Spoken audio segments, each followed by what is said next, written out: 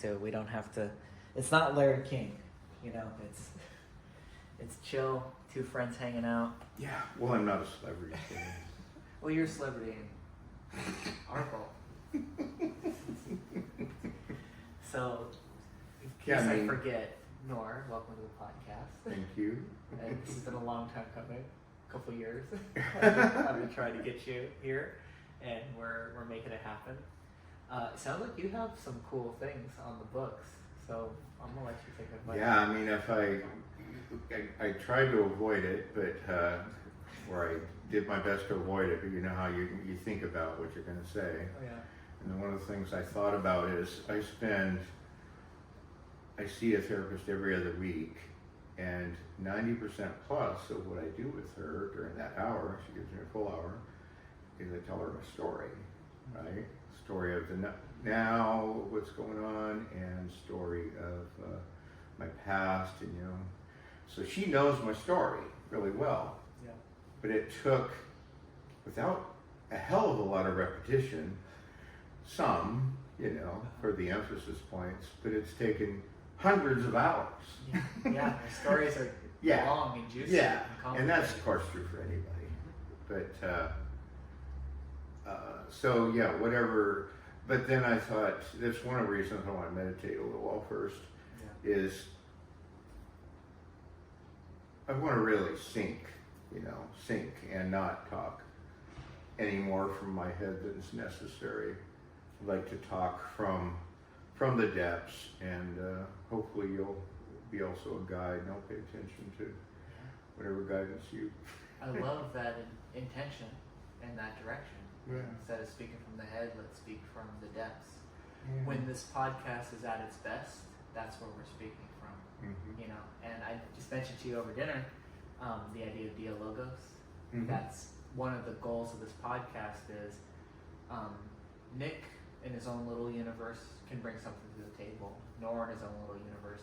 But when we get together, the dialogos, the combination, a third cooler thing can emerge through dialogue, through conversation, through the energetic connection, and pretty reliably that happens about every single time. Oh, that's very cool. I have a pretty good faith that it'll happen this time.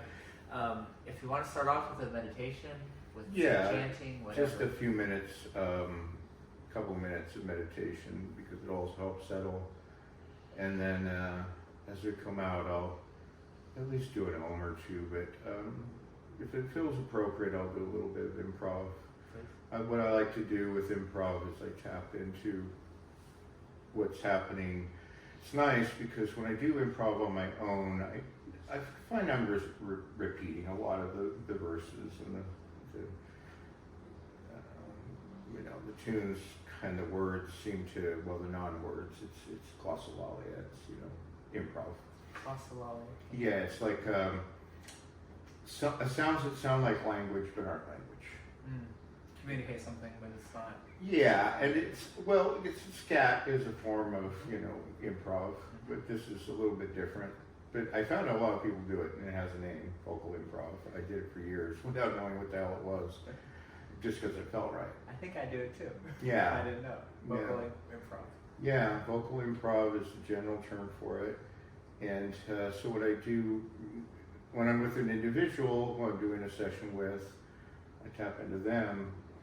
And if I'm in a new space, I'll tap into that. So we'll just kind of tap into this moment with the fullness of the space. And what's interesting is something new, something novel really does emerge in those conditions. And I'm always amazed at what comes up. So it's not performance, though there is a little of that quality. It's like working with any instrument. Once you kind of master it, you're between action and non-action. So you're actually there, and there's some mental sensibility of guidance. So it's not just free association.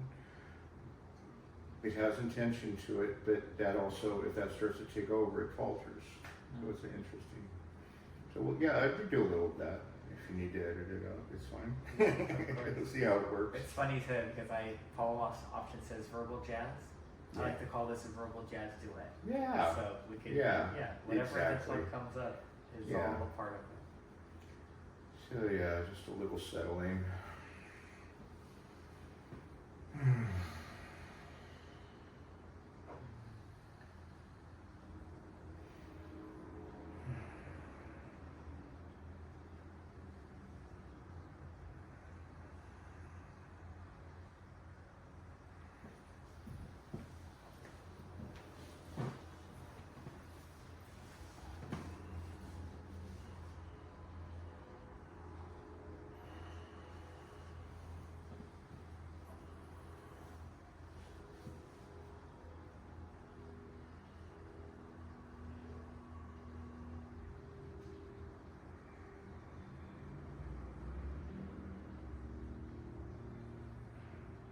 I also really like meditating with other people.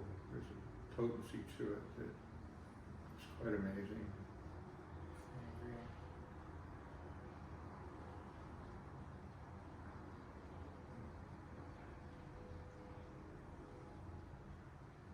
The running waters really speaking to me.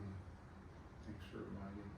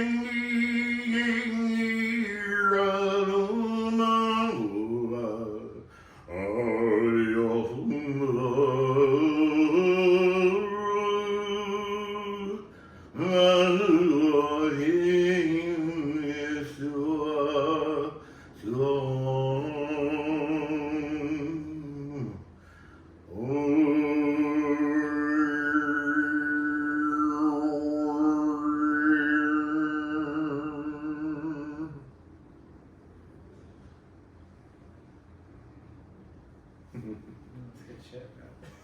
Yeah, it's a lot of fun.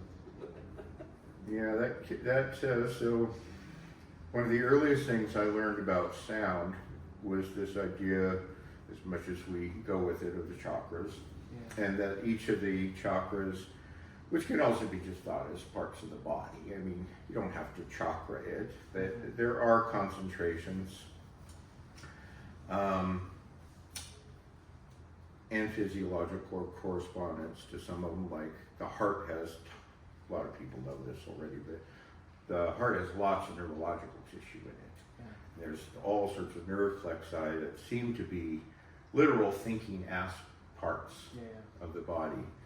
So, and people say think with your heart. Yeah. You know, listen to your heart. There's actual neurological density and connection that's going into your physical heart.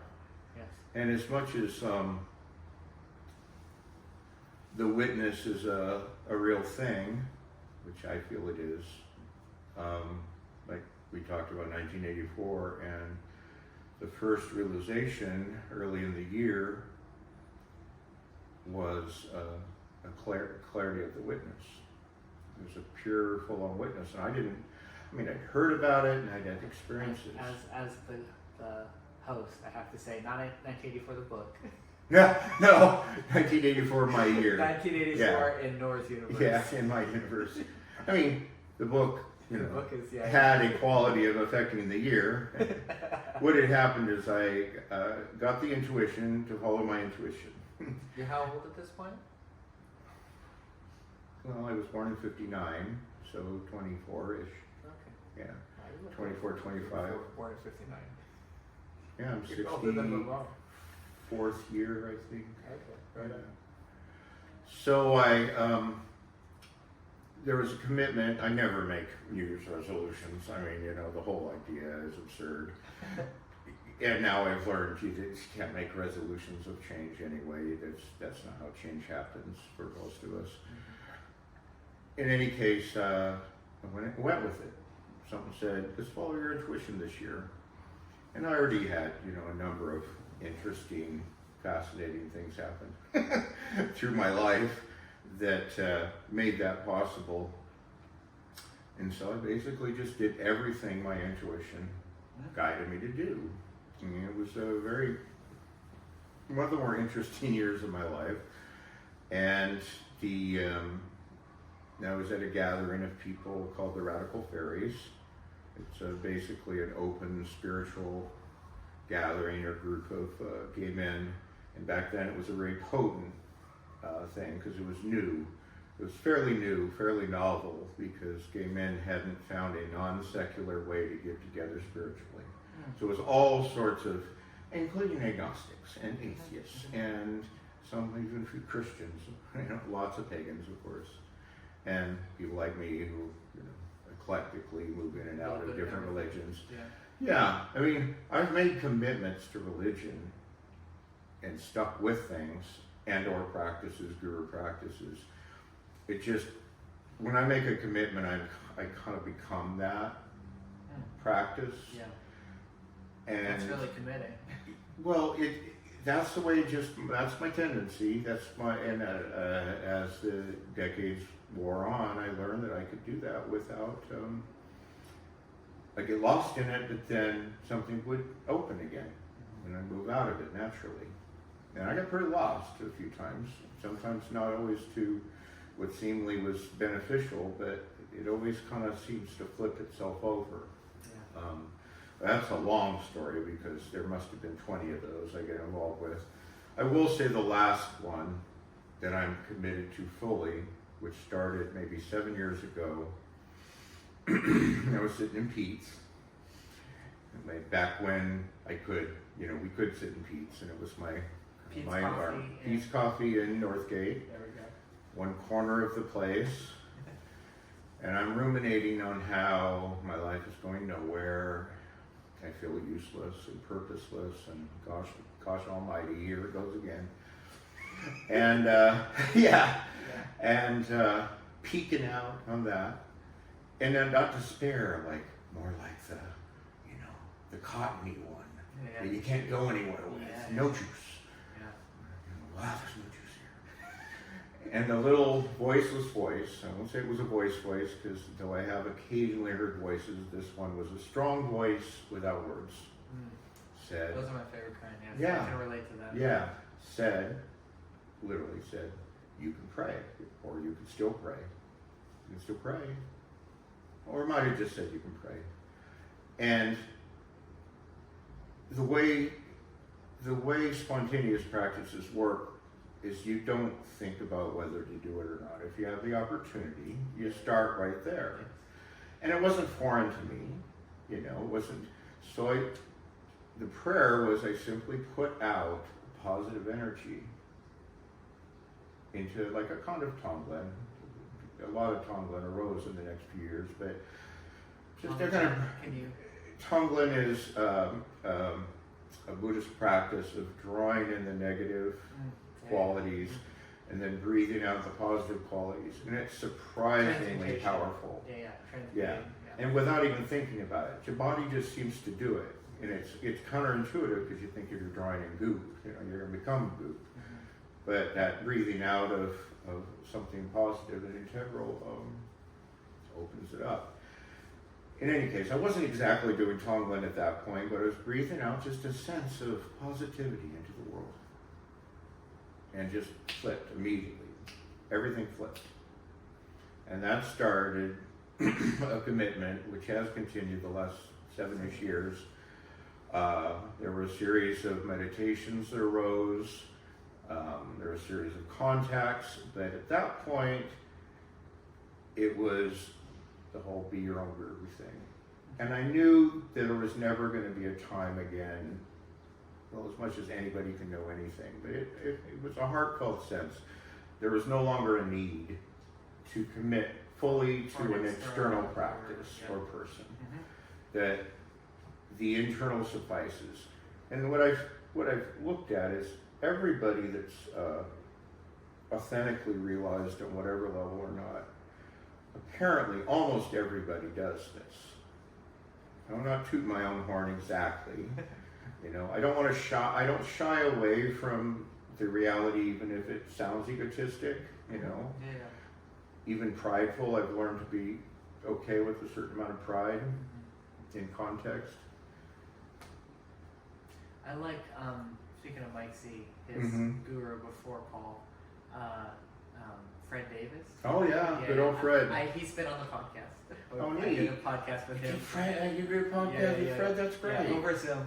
Yeah, with, that's how Fred does it. Exactly. Yeah. And he often says, "I'm just reporting." Right. I like that a lot. Yeah. Getting around the whole, it might sound egotistical, it might sound self-serving.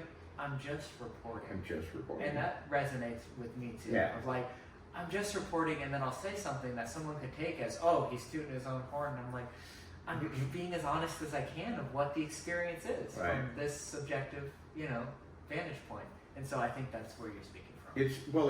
It's more honest. See, sometimes it's more honest to say things like self or pride or take credit because the opposite is a resistance. Yeah, exactly. And I found that the biggest obstacle in my practice, and I do observe this in a lot of people, is subtle to overt resistance while thinking you're not resisting. Mm-hmm. Yeah, the little trick of the mind. Yeah. I'm going to purposefully not resist this. Yeah. It's a huge resistance. Yeah. Yeah. And so many practices have subtle or overt resistance. And I'm not saying resistance is wrong either, because disciplines sometimes take a kind of focus. And I'm big on discipline when it's appropriate. And I think most of us need, a degree of that. Years of meditation, commitment to an art project, learning how to sing. It takes thousands of hours of practice for something to integrate. So in any case, that started a practice that it's kind of deep peak. Its depth became expressed in something called matter meditation. Matter meditation. So I even created a website, that I use. I don't use it. I never did use it. We're going to link it in the podcast. Yeah, well, it won't help because I've never done anything on it. Okay. It may happen. I mean, mattermeditation.com was available. It was. Actually, I think it might be Nor Matter Meditation. Okay. So, in any case, the practice is simply being aware of your perceptual self, somatic self, and through consciousness, through being, pressing. It's a literal pressing at the time, and I think it's still, this quality is still pressing consciousness into what we perceive as the density of matter, really pressing it in. Wow, that's good shit. Well, when it started, the first time I did it, I had these kriyas that just blew my body up. I just see what happened is I knew something was coming on at Pete's. This is years after what I was telling you, another Pete's thing. Pete's was a big deal at the time. I got some spiritual experiences at Pete's too. So Yeah, we have this in common. Well, like we said, some of our best meditations are driving. Yeah. It's amazing how these things kind of work out. So I followed my, a guidance, and I went to a place I'd never been before, which is an open space on Blackstone Road in North Terralinda, and I just drove there spontaneously.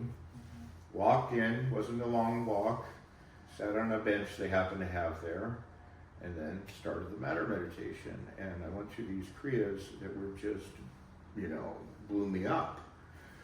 So something at that point had been initiated, and it was a kind of final point, to these practices. And when I started my little group with Mike, it was called that. It was called matter meditation? Yeah, and I did a what's it called, that group, that thing where you, meetup. We did a meetup, and got some response, but not too much.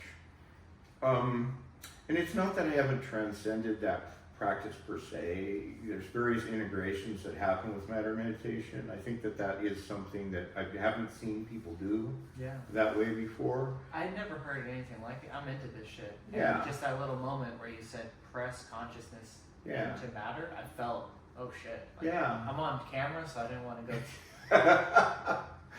too crazy. But there's something very juicy there. Yeah, there's something about it that's a recognition of a number of qualities simultaneously. And there's, like I said, it's integrated now, so everything that's the most useful in my practices now does involve a beginning that, people do a lot of somatic work and a lot of emotional work and a lot of different things.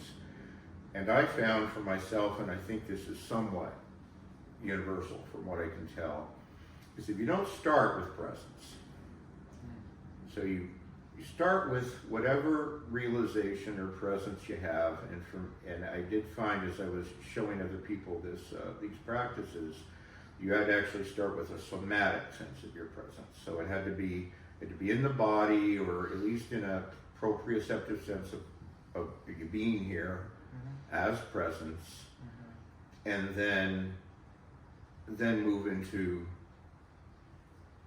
the next phase. And I may or may not go into what those things are, but the point being that somatic sense is a beginning, that grounding in the body.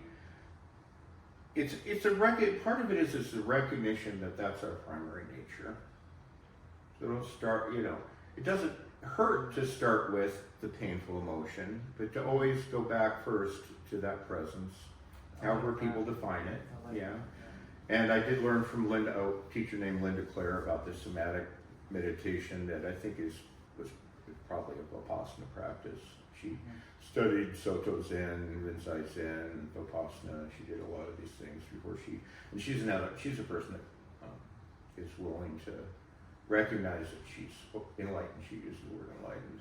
That's rare, a lot of people shy away from using it. And she points to how it happened, and she could describe it pretty well.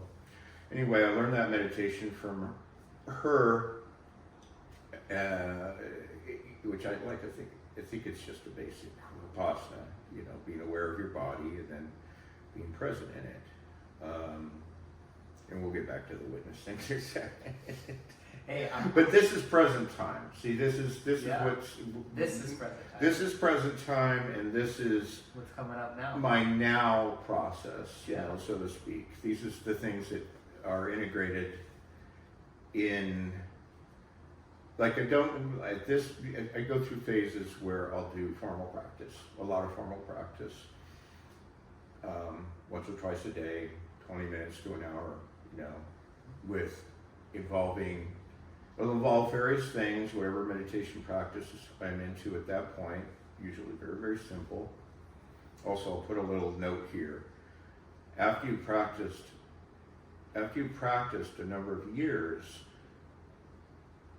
you find yourself being able to move into these stations or states of consciousness without a mantra or a tool. So I was just writing about this today. It's very interesting. You brought up prayer. So you're sitting at Pete's 7 years ago, lost, what do I do? And then a voice that wasn't a voice said you could pray. Right.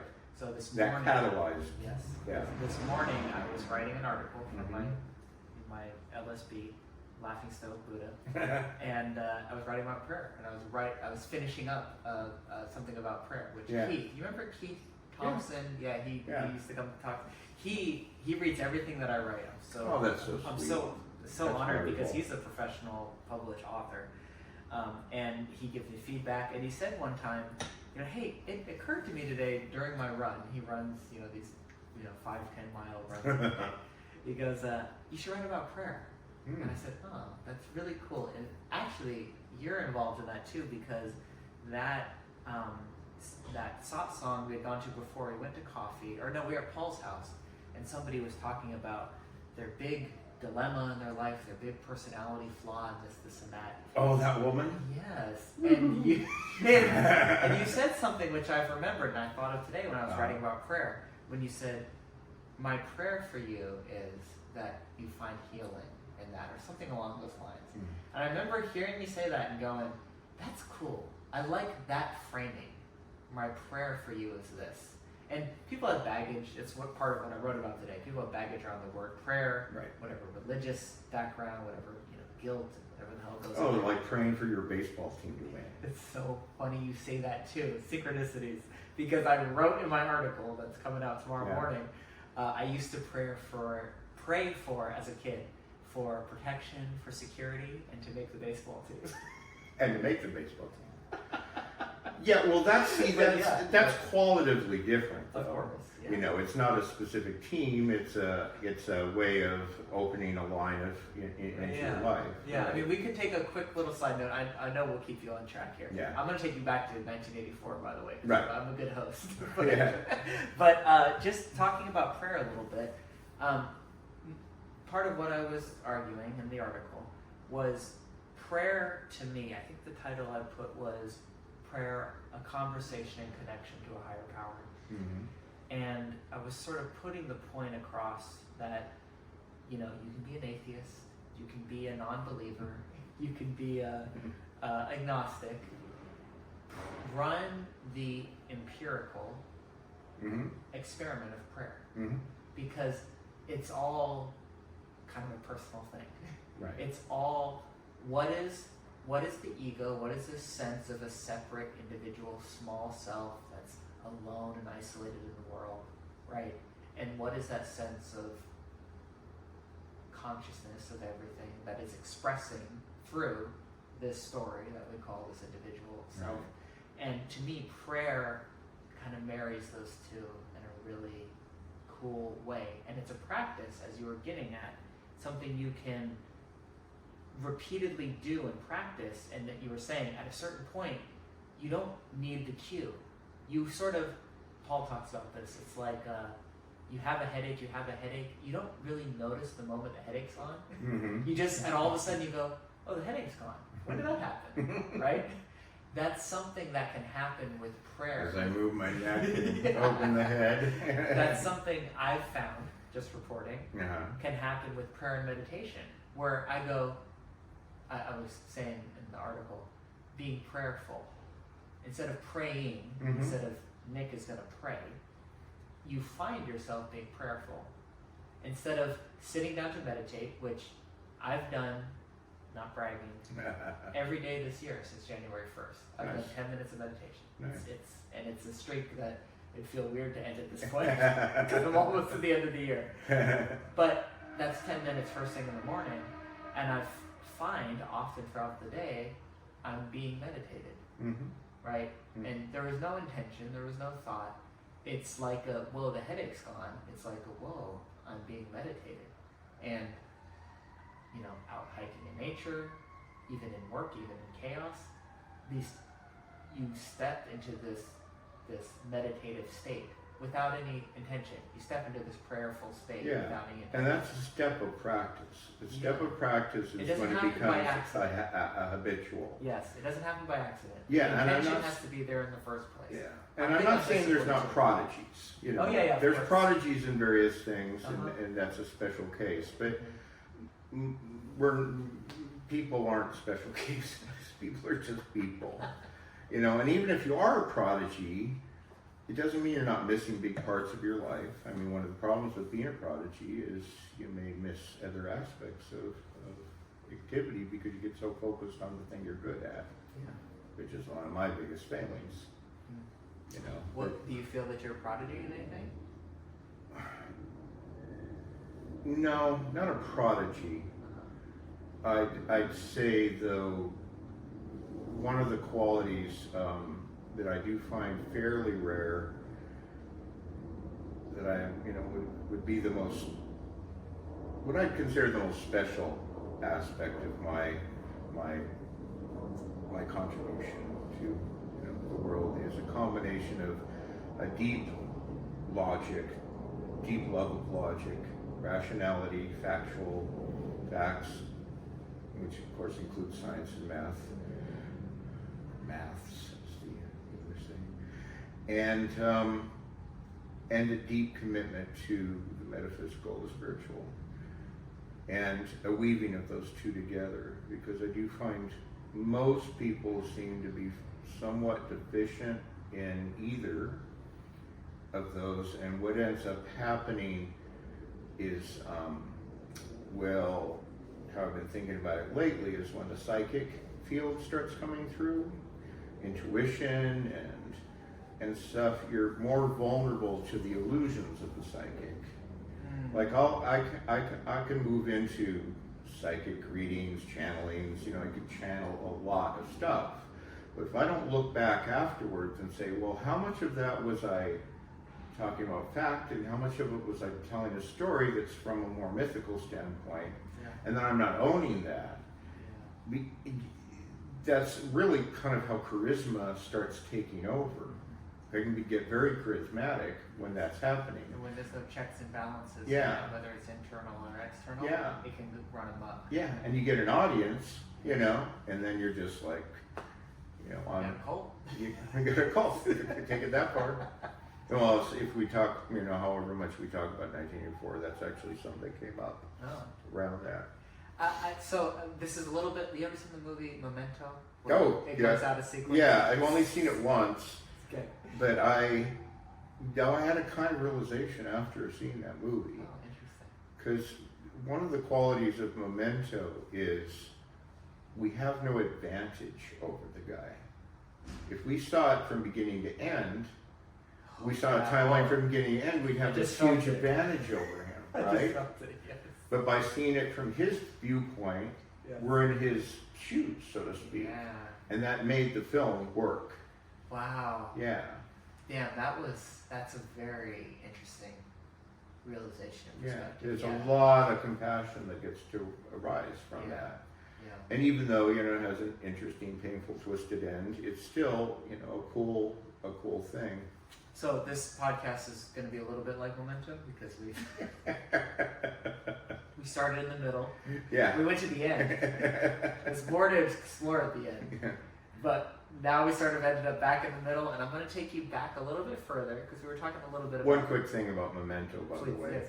I told you earlier that I have, one of my strongest inquiries is what is will, what is free will. Free, well, I never use free will anymore, but agency. What is agency, and how much is that anything? And somehow, after seeing Memento, I got this strong sense of how wonderfully important agency is. It just hit me. And it wasn't exactly a realization, it was just like a kind of quality of how wonderful it is that we have a sense of agency. Appreciation. Yeah, because that guy was a victim. It's not like he didn't have agency, but in the context, he wasn't able to really express any kind of true agency. He was fully manipulated. Ultimately, I think by himself, if I remember correctly. Yeah, it's been a while since I've seen it. Yeah, it's kind of Groundhog Day in reverse. Yeah. So what were you? So I was going to take you back because we were talking about your unique contribution. You're not saying that you're a prodigy, but you have not really. certain inclinations. Because we were talking over dinner, you're going all the way back to being 6 years old in West Sac. Yeah, West Sacramento. Yes, growing up. You had an inclination for this stuff pretty early on. Can we talk a little bit about 6-year-old Nor? Well, one of the words I like to use is numinous. I think that's a nice... Numinous. Yes. The Jungian, I think it's a Jungian... It was used by Jung, and I don't really remember the origins of it. Blake, what's his name? Something Blake. William Blake, yeah. So that sense of something beyond our limited self that, really is a true sense, and as it integrates or as it unfolds, we call it things like realization, waking up. The best word I like lately is realization. I like that sense of it being a new form of reality. Yeah, I love it too. Yeah. It's Yeah. real. And Yeah. it's reality not being this. Keith and I talk about this a lot because writing about this as it regards to UFOs and paranormal stuff. Mhm. But that reality isn't this fixed thing. We think reality stops at matter or Right. stops at physics, and reality, if you look across human history, everything, it's ever expanding, and so a realization, I again related to something being real, is you're seeing reality at a new depth, Mhm. maybe at an expanded depth, maybe Mhm. at a deeper depth, however you want to visualize it. So all that is to say, I like realization. Yeah. Too. Yes. Yeah, and I would say, in the context of the kind of world of exploration, because I'm sure you know, scientists are trying to find the source of consciousness, either and there's a lot of different theories of consciousness, including the one that consciousness is previous. That's the You one. know. That's funny. Just talking about Keith, we did a whole Yeah. podcast on that. That's what Yeah. I'm putting my money on that. Well, I'd say it's both. I had because you have realizations and then you have insights that approach realization. And I would say I did have an insight quite a while ago that consciousness can also be called an energy, because it has this variability. It's like a jigsaw puzzle that can make itself fit the jigsaw. It's not previously formed, but it fits into the jigsaw, and it's the puzzle itself, but it still has a kind of detailed aspect to it, and it still has there's a way in which consciousness is a primary motivator, as well as being just a simple sense of being. There's more to. When you say primary motivator, you mean like there's a intention to it or a drive to it? Well, one of the possible intentions is for consciousness to increase externalization of consciousness through sentient beings and sentience and art and music and communication. Greater depth, greater detail. Is a primary aspect of the cosmos. I mean, we have only explored this little corner for a little bit of time, but the things that we have seen and the possibilities we've seen are tremendous. And the tautological fact, okay, is that if something is experienced, it's real. Everything experienced is real. It's real in a context, but it's still real, and it is possible. It's very tautological, but maybe somebody else will get an aha from it the way I got an aha from it probably about 8 months ago now, is the cosmos has a potential for the experiences we're having. So if we have these expanded senses or these grounded senses of being, at least the consciousness, the cosmos has this is the cosmos we live in, which is the ability to see these things. And then the supposition past that is, if we've seen as far as we have, there's every possibility that will just keep going. It's not some transhumanist gobbledygook. It's an actual understanding. So the key, what I was saying earlier, what I was getting to earlier is, what I'm finding is the key and the self-inquiry that makes the most sense to me for most of us is, how far have we gone past belief and faith into knowing? What do you really know? Okay? And so we can go back to 1984 now, actually. So I had that realization of the witness. I don't remember how many, I don't think it was more than a few hours. It was exactly how, we've been told about it, the observer observing the observed ad infinitum and participating while being observed. Sorry, this is so good. I gotta linger here a little bit longer. Because you just hit us with some real good, Yeah. heavy non-dual stuff. Yeah. Observing the observed ad infinitum.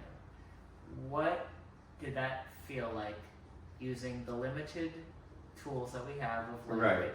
What did that feel like subjectively? Absolute peace. Perfection. It was like identity itself and everything having to do with identity was affirmed. Like I said, it only lasted full on for a few hours, but it something in it took. Where was Nor the body? It was just hanging out with this group of fairies. It might have been during dinner or something, you know. Did someone say something that triggered it? I have no idea. Yeah. Yeah. Just, yeah. I don't have that good. I'm not a good at recording this stuff and naming it. I appreciate people that do. Yeah. That's amazing. Yeah. I'm just.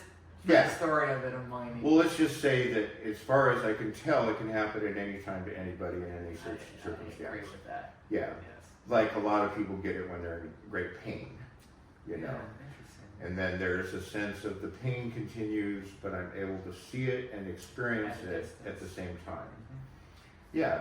So the drawback to the observer, the witness, is the infinite regress. So I do a lot of work with the witness in various points of my body. I found a few years ago, you really can, like I'm doing it right now, sinking into my belly. And instead of talking and feeling from my head, now I'm feeling from my head for a second, and then now I'm actually here. Well, I can hear the difference. Talking, in the voice. and the voice changes, yeah. And then you can, this is a good place to do it. This is very powerful practice, is to find your witness in the heart. Your identity self, your authentically observing self, and then to release that. Just release it. And there's no longer an observer. There's no longer a witness. It's just being itself. And then go back to the witness and focus. Allow the focus to happen. And you can play between those two states, and the very least that tells you is you're neither. You're neither the fully expanded consciousness nor the witness. Both are aspects of each other. And because you clearly can't stand in either. Yeah. And they blend and they work together and stuff, but there's something deeper that integrates all of those. So yeah, the first realization in 1984 is of the witness. And then a few months later, after a series of practices and intuitions, like I said, I followed, and I certainly will not go into those because there's a lot of stuff. And also I don't We'll want to take the realizations. Well, yeah, and the thing is, if you start naming the practices you do, you start focusing on, it's that practice that did it, or that, and that's not how it works. I agree. How it works is find your way through your intuition and your heart. At an intuitive level. Yeah, and when it comes from within, and it gives you something to do, then it's simply a matter of whether you do it or not. I guess I didn't fully say that, but that was what happened with the prayer thing. It's like, I heard either do it or don't do it. Yeah, no, I heard it. When you get those senses, yeah, it's funny, again, I was writing it today, so it's very in front of my mind. Prayer, I wrote in there that, like, prayer doesn't mean, like, giving your life up to a higher power doesn't mean, okay, I'm going to sit on the couch and wait for the higher power to handle everything. Right. Often it's the opposite. Often when you give your life up to a higher power, the higher power says, okay, your job is to do some fucking work. Guess what? It always does that. Exactly, yeah. It always does that. The only difference is not you a remember cop-out. that you gave something. Exactly. You know that you have, that the step is to release it and give it to something that has deeper wisdom, whether it's yourself or an external. I don't think there's any question that there is some external forces going on with these things, and it's more than the collective consciousness. I think it's even more than God. I think there's a divine quality that is an emanation of the absolute that is able to assist us through grace and through a number of different things. Called the mystery. Yeah, it's pretty mysterious. Very powerful mystery. But it is also an active force that is, from what I've felt of it and experienced of it,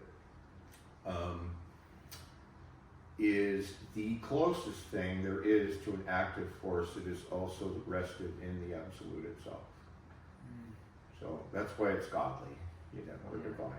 That's just where I'm at with these things. And that stuck for a while. So, any case, a few months later, I was reading this channeled material by Seth, on and off. I was staying at a friend. I was pretty much a vagabond at that point. Didn't really have a home, but I had a friend that it gave me a. We're a few months into 1984. Yeah. Okay. Yeah, I didn't. Actually, well, actually, 1984, I think I did have a home over on Alcatraz Street. Oh, over here. Yeah. I grew up on Alcatraz. Interesting. Alcatraz in California. Yeah. You know That was right at the border. I was near the BART station. Oh, by Ashby. Yeah. That's my hood, man. Yeah. That's where I grew up. Yeah. It's quite a hood. It was in a very old apartment complex that had been used by this very powerful gay guru for years, and he moved out and I moved in, so I think that the chi of that place might have affected me as well. Yes. In any case, I think I was over at my friend's house in San Francisco, though, which I still spent a lot of time there. And he had all this stuff, and I was into it. I was, getting what I could from it. And what happened, so as I remember it, there was a kind of inquiry happening, very, very subtle at that point. It was about death. It was about a being like Seth, and if people don't know who he is, look him up. Gene Roberts is Seth. He's one of the more authentic channeled material. It's early channeled material. Did he write any books? Yeah, he wrote tons of books. Okay. Yeah, she's dead, of course, now, but there are all sorts of groups that follow Seth's stuff. The main thing that was the thing that was happening was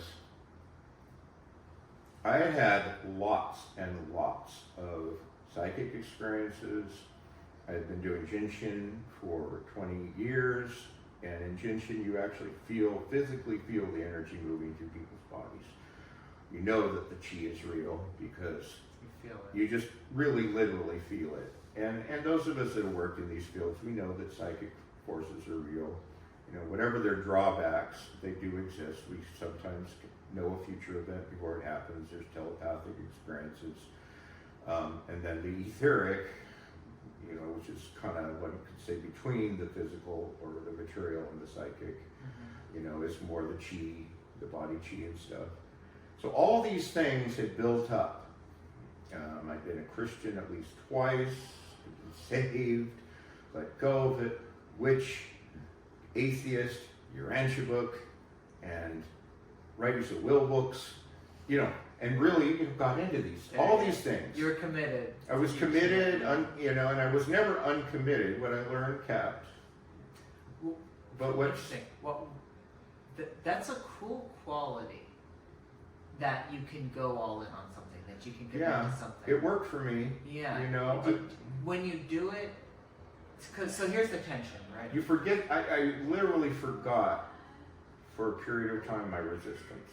Or at least I felt that I did. Yeah. That's a cool quality because the tension is this: when you go all in on something, maybe we grew up religious, right? Christians, right. Sort of, some sort of fundamentalist Christian is pretty apropos for an American, right? And you get disillusioned, you realize it's bullshit, you right. realize you were lied to. You tend to not go all in on the next thing. The average person. That makes sense. Yeah, it's a protector. You're protected. Protective, right? Exactly. Yeah. I've been fooled once. I don't want to get fooled again. You're going to guard your heart and all that. So it's funny. Again, when I said guard your heart, it makes you think of relationships. People that fall for one person and fall for the next. Right. It seems like you could really fall for a system, for a absolutely system. That's a pretty cool quality because, and as you fall for it, What's the average amount of time you got to the point of like, okay, I'm gonna take the good, I'm gonna leave the not so I'd say it useful? usually was about 3 years. Feels pretty. Yeah, Pretty it was. right. I mean, it varied. Yeah. I don't really think you can do immersion with too short a period of time. Maybe some people can, but it took. Get to immerse in 2 months would be. Yeah. I mean, yeah. There. You know, when the phase would happen, it would really happen. And the first one was Baptist. I had an authentic spiritual experience within the Baptist church. At what age? 8, I think. Oh, okay. And That's awesome. yeah, 8. But it might have been 10. But it was early, What you were know. your parents? My parents were expressly agnostic. So it was my grandmother, my mother's mother, Yeah. who I carried her wedding ring around with me. Yeah. So it connects me to my ancestral line. There we go. Yeah. So You had she's a the one real- that brought it. So I had an You authentic. had a real Baptist conversion at 8 years I had a old. real Baptist conversion. I felt the descent of the Holy Spirit. I gave it up to Jesus, God and the Holy Spirit, and got baptized.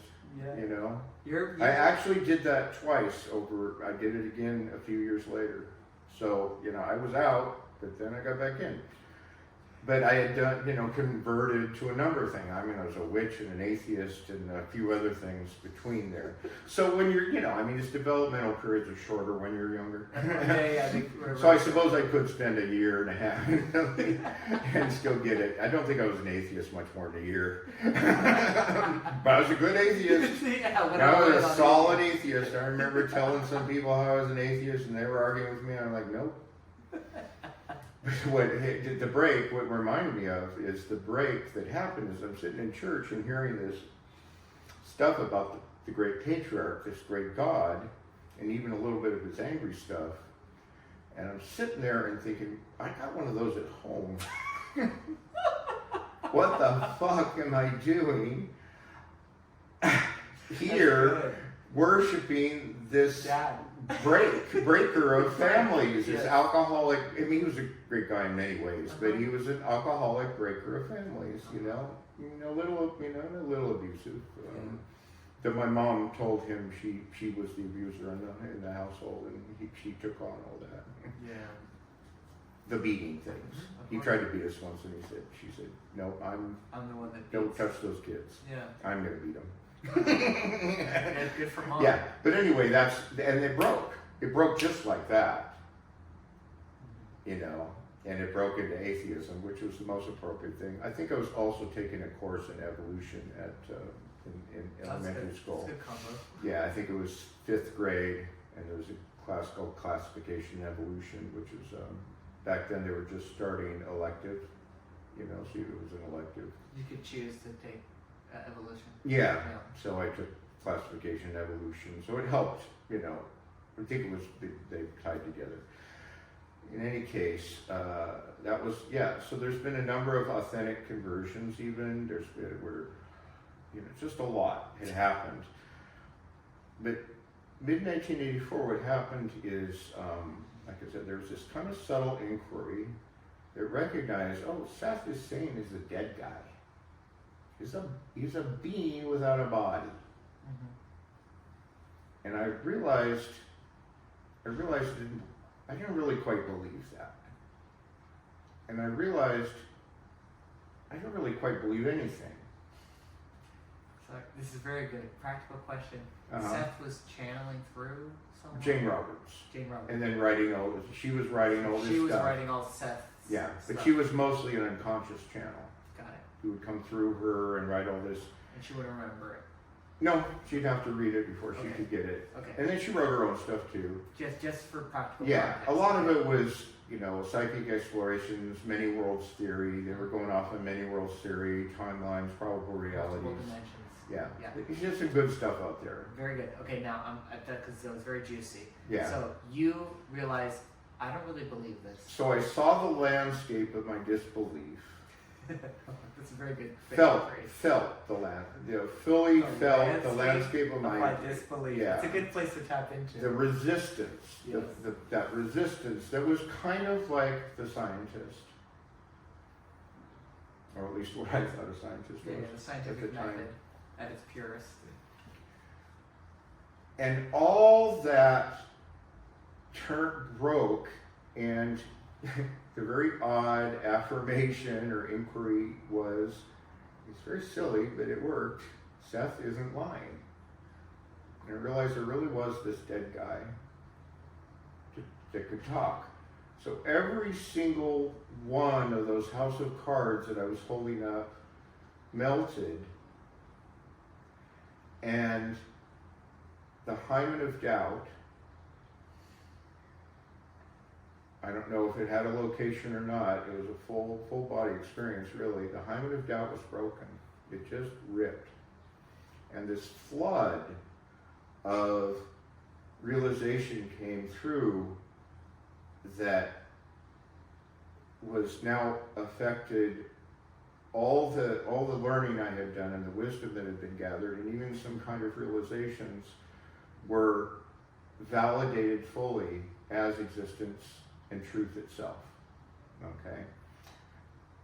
Now, what I've come to understand over the years is basically it was a realization of the psychic. It was a realization of the psychic and ethereal worlds, because those are the ones I practice mostly in. There were kind of spiritual components, but that aspect of it never stopped. Okay. Also a sense of continuity through death, that nothing could really die, even though on and off again, whether memory or consciousness or identity even is carried on, but it became irrelevant. It was just, I knew that consciousness couldn't die. It was like, remember Stargate? The Stargate SG-1? So when they created the Stargate, it looked like a bunch of water, but as soon as it was created, this whoosh came out and then settled back into a film. It was like there was a whoosh. And even though the realization itself that really took was mostly of the realm of the psychic. It wasn't even a pure sense of selfness, it was just truly the power and the potency of all that doubt being broken at once did break into a realization of the self. So there has been a subtle and tacit sense of being in consciousness that never stopped at that point. Now, it wasn't always conscious, but I never really forgot it. Possibly in deep sleep, who knows what happened, but it never really left, okay? Yeah. So that integrated, there is more to realization and self-realization than that. But there was something. But there was something of that. I think I don't know if you're a writer, but you need to write a book called "Breaking the Hymen of Doubt." Yeah. Well, the problem. There's two problems with writing. One is you're changing all the time, right? So I guess if you do a biography, then it's okay. It's. The other is, it can be so hard not to be misleading. It's fucking, dude, you gotta believe me, because I've been doing it for months and months nonstop. Yeah. You gotta surrender that. It's rough. Yeah. You gotta just go I do right. Yeah. I do right. If I allowed that little thing of not wanting to be misleaded to take over, you just never write anything. Because as soon as you start down one route, you see everything that's wrong with it. Yeah. It's taught me so much. I could go on and on about writing has taught me. But one of the things it's taught me is sometimes you gotta just fucking stick to some guns and just fucking write it out. I agree. And how that works for me is that's the psychic realm. Yeah. That's what I call the psychic realm, where your intuition's really flowing out, and it's checked and balanced by your reason as much as you have a reason. Yeah. And so that's fine. I really think that's fine. how much you own it in the moment, you know, you got to watch out also for interrupting your writing with doubt. You know, the old style of writing, if you read any of this, people 100 years ago, they did a lot of apologetics. So especially if they're writing something that was kind of transcendental, they would also apologize, like, I'm not really communicating this very well, or it can't be communicated. And that really resonates to me. Yeah, that's an old style. I might have to start writing that 100-year-old. Well, if you read Olaf Stapleton's Star Maker, if you really want to get a sense of that, it's also a really good book. Yeah. It's foundational to, it's kind of like Tesla. A lot of people don't even know what Tesla is, and yet the basis of so much of our technology and electronics is based on Tesla's understandings. Nikola Tesla. Yeah. Olaf Stapleton was the basis. It wasn't H.G. Wells. It was Olaf Stapleton that became the basis of so much science fiction ideas. He wrote about 1,000 ideas that just have come into fruition over the last, 50 years later. And a lot of science fiction authors did read him, or they read the people that had learned from him. Yeah. But he's pretty much, kind of an unknown. But his books still are in print, so you can find stuff in print. Anyway, we do digress. Okay, Nor, I gotta take a potty break, so we're gonna take a break. Sorry. Sounds good. Too much, right? And then we'll pick it back up. Yeah, I'll do one after you do too. This is the recording, so after a brief intermission. You want me to say that? I need you to say something like that again. No, I don't need to say something like it. I could say it almost exactly. I would say it's one of my teachings. Yes. So, yeah, I was just telling Nick, just mentioning to Nick when it comes to a teacher, there's three right, parts. when it comes to any, and you could expand this to a group too, okay? Yeah, so individual or group. Yeah, individual, group, or a book. I mean, there's ways you can relate it. But there's three things that are involved in a transmission and teaching. I was thinking the same word, transmission. Yeah, yeah. So you got the teacher themselves, their body, their personality, their history, the shit they haven't worked out, the shit they have. They might be like very kind people right from the beginning, or they might be very mean people right from the beginning. But you're going to look at, if they haven't changed at all, or if they've gotten worse, it's a suspicion there. But in any case, you always have the teacher in their body, or the equivalent. Then you have the teaching itself. The teaching. That comes through the teacher. No, they could actually be just parodied sometimes. Yeah. They could just be really good at knowing something without, fully taking it in. I mean, a mouthpiece. Yeah, I mean, is every biology teacher a biologist? No. Yeah. In fact, sometimes the best teachers are the ones that don't know their stuff fully. Yeah. Like, one of the qualities of teaching, which I think is this grand experiment, and I think our friend Paul, reflects some of this, and a lot of people do. I have a pair of teachers that I don't think reflects this as much as what I've seen. But what happens is you'll get a certain, if you will, a level of realization, and then you'll stick with that so that you can be that rung of the ladder. And you can be the expert in that. You can be the expert, yeah. And it doesn't mean you're going to stay in that place that they are, but their teaching has actually hit a certain point, and people need that. So that's a blessing, even if maybe they are a little stuck in it. What the fuck? Who cares? So you got the teacher, you got the teaching, and you got the Shakti, the transmission, the real energy transmission. And the important thing is just not to confuse the three. Remember, there are always these three components. Yeah. So you may really like their Shakti.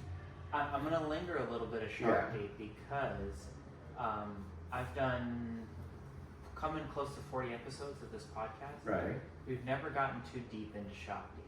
Oh, okay. Yeah, and Shakti is actually a big piece of my spiritual journey, especially early on, especially pre-Paul, and then Paul brought it on the hardest of anything else in my little experience. A lot of Shakti in Paul's space. Yeah. I'm happy to hear that because I thought I was the only one. Oh gosh, no. Yeah. I mean, he doesn't talk about Shakti per se, but he talks about the equivalent. And I should just say, so basically any regular listener of this podcast knows Paul comes up every episode. The joke is, hey, Paul comes up, take a shot, right? If you're playing a drinking game. So we know each other through Paul's sock songs. Right. I know Michael Z. I met Michael Z. Mike Z's been on the podcast 4 or 5 times. Oh, that's cute. He's well known in this world. He's my co-host on a bunch of things. Oh. Can we linger on Shakti a little bit, on Kundalini, on energetic stuff? And I think you're a little more experienced, especially in the verbiage and the lingo. Yeah. So can you explain, please, a little bit of the Shakti side of things? Well, a lot of people call it the transmission. And tradition, the tradition of transmission is there's a number of methods of that happening. We were talking about wording and talking and speaking and the limits of that. And how I'm a person that's still learning how to talk less and listen more. It's not like I haven't learned to listen, I have, but there's still room, a lot of room. But the Shakti can be transmitted with the words. The words can be a carrier wave. Yeah. And practically speaking, I think every good teacher I've listened to will say at some point, it might not be every time they're hanging out, but they'll say, you don't necessarily have to understand or listen to the words, just experience the feeling, And there is some discernment with Shakti, there is, think of the evangelicals, the taking over with the Holy Spirit. Yeah. That's actually a form of Shakti, okay? But when there's no discernment, the Shakti can, or a rave, they're actually pretty comparable in the kind of lack of deep discernment. Yeah, it's just getting flushed with some sort of energetic hit. It's like drinking out of a fire hose. Right. Well, something's happening, but there's no discernment. I like the word discernment. There's no what is the source of the fucking energy? The source and the direction of this energy. Yeah. Is it really from the Holy Spirit, or? And there is, you always have to be aware that in a group, a fair amount of the Shakti is being generated by the group itself. It's a feedback loop between the teacher and the group. Yeah, the circuit. Yeah. I like to think of it that But way. it's not just the feeling level. That's where the Kundalini comes in. There are a lot of energetic processes that happen in the body. Kundalini is just one school of many. It just kind of took over for some reason, maybe the Kundalini teachers or who became popular. I've never had a straight up Kundalini, awakening per se, but I have plenty of, what they call kriyas or energies that go through me at various times. Yeah. And a lot of times pure Kundalini experiences can be painful for people. Yes, and anxiety inducing. Yeah. It's commonly considered an ascending energy. Ascending meaning from the ground. Coming from the ground, well, technically from the perineum area and the tailbone. First chakra. It's where it gathers and then it breaks through. But I don't know a lot of the technicalities of Kundalini because I've only studied it in a limited way. And when I did study it a bit, I was already in this last phase that we talked about, this last 7 years, and the people that were teaching that teach Kundalini Shakti combination. They call it Kundalini Shakti. That's the Rudy was one of Da's teachers, school. Anyway, there's all these traditions. Yeah. And when I went to hang with the people in the big group a few times, and I went with an individual teacher, and there's a lot that happens. There's a lot of. So anyway, the Shakti it's not just energy. It's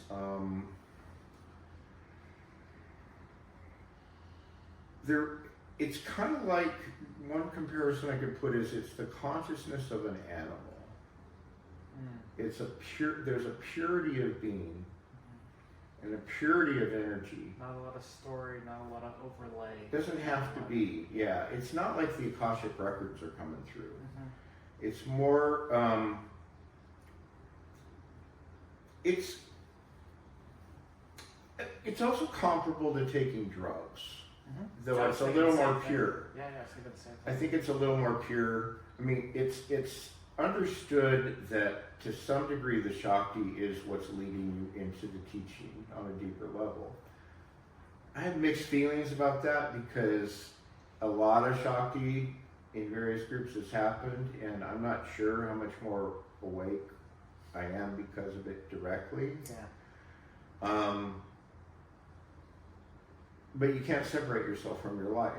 So nobody's done as far as I know, nobody's done a full-on study of it, right? Yeah. So yeah, and the other thing about the Shakti is often it's considered a descending force. So you're open to a field of awakening colloquially above you. Then it begins to become something that just permeates space, or that sometimes it will come through the heart. I think the heart Shakti actually probably has some specific names. One of them is Amrita, you know. Yeah, Amrita Shakti. So you know, to bring you back. It's a little hard to.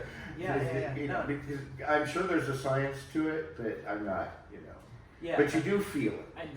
Yeah. And I do feel it. You do feel it. Right. You spoke to it well. Yeah. So getting to the teacher, the Right. teaching, and the Shakti, Right. and getting back to 1984. Right. Well, at that point, I was mostly following intuition, and so there wasn't an external teacher that whole year. The closest it came, so you know, I had that breakthrough. The hymen of doubt was.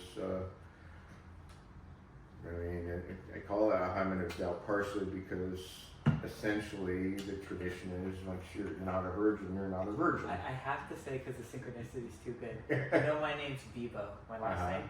That I got that from my stepdad. My born name on my birth certificate is Nicholas Hyman. I swear to God. So you're Jewish. I'm Jewish. Oh, okay. In the DNA, yes. Yeah, good. So I grew up Nicholas Hyman until I was 18 years old.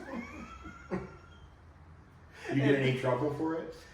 Well, you were in that isolated community. Yes, so. and my generation tends to not know what a hymen is. It's mostly older generations. Yeah. So most people I'm 33. Anyone 45 and above, when I say my name used to be Hyman, they laugh. Right. They say, "Oh, your mom should have named you Buster Hyman." Buster Hyman. No, but most people my generation and below go Hyman. That sounds Yeah. weird, right? But they don't know what it is. Well, So- that's just the term. It's probably going on 4 years, maybe a little longer. It became the term that I use. Yeah, I like it actually. Yeah. Because it's this idea of this permanent thing that Yeah. once broken can't be restored. Right. Right? And there was this seemingly permanent thing of a sense of Nor, Right. ego, individual, separate, long-lasting entity that was broken that can't be restored. It can't be restored in The that house way. of yeah. cards, as Paul often says, the Yeah. house of cards falls, and then you can put it back up, but you know it's a house of cards at that point. Right. You don't think it's a skill. Yeah. Yeah, and Yeah. I would say comparable. What I've come to understand, and pretty clear on this, is comparable to the witness awakening. This breaking of doubt, this flood of understanding, pure being, pure realization. It's always affecting you after that. You can't undo, you really can't undo that, even though it's to some degree it's the new subtle. baseline. Yeah.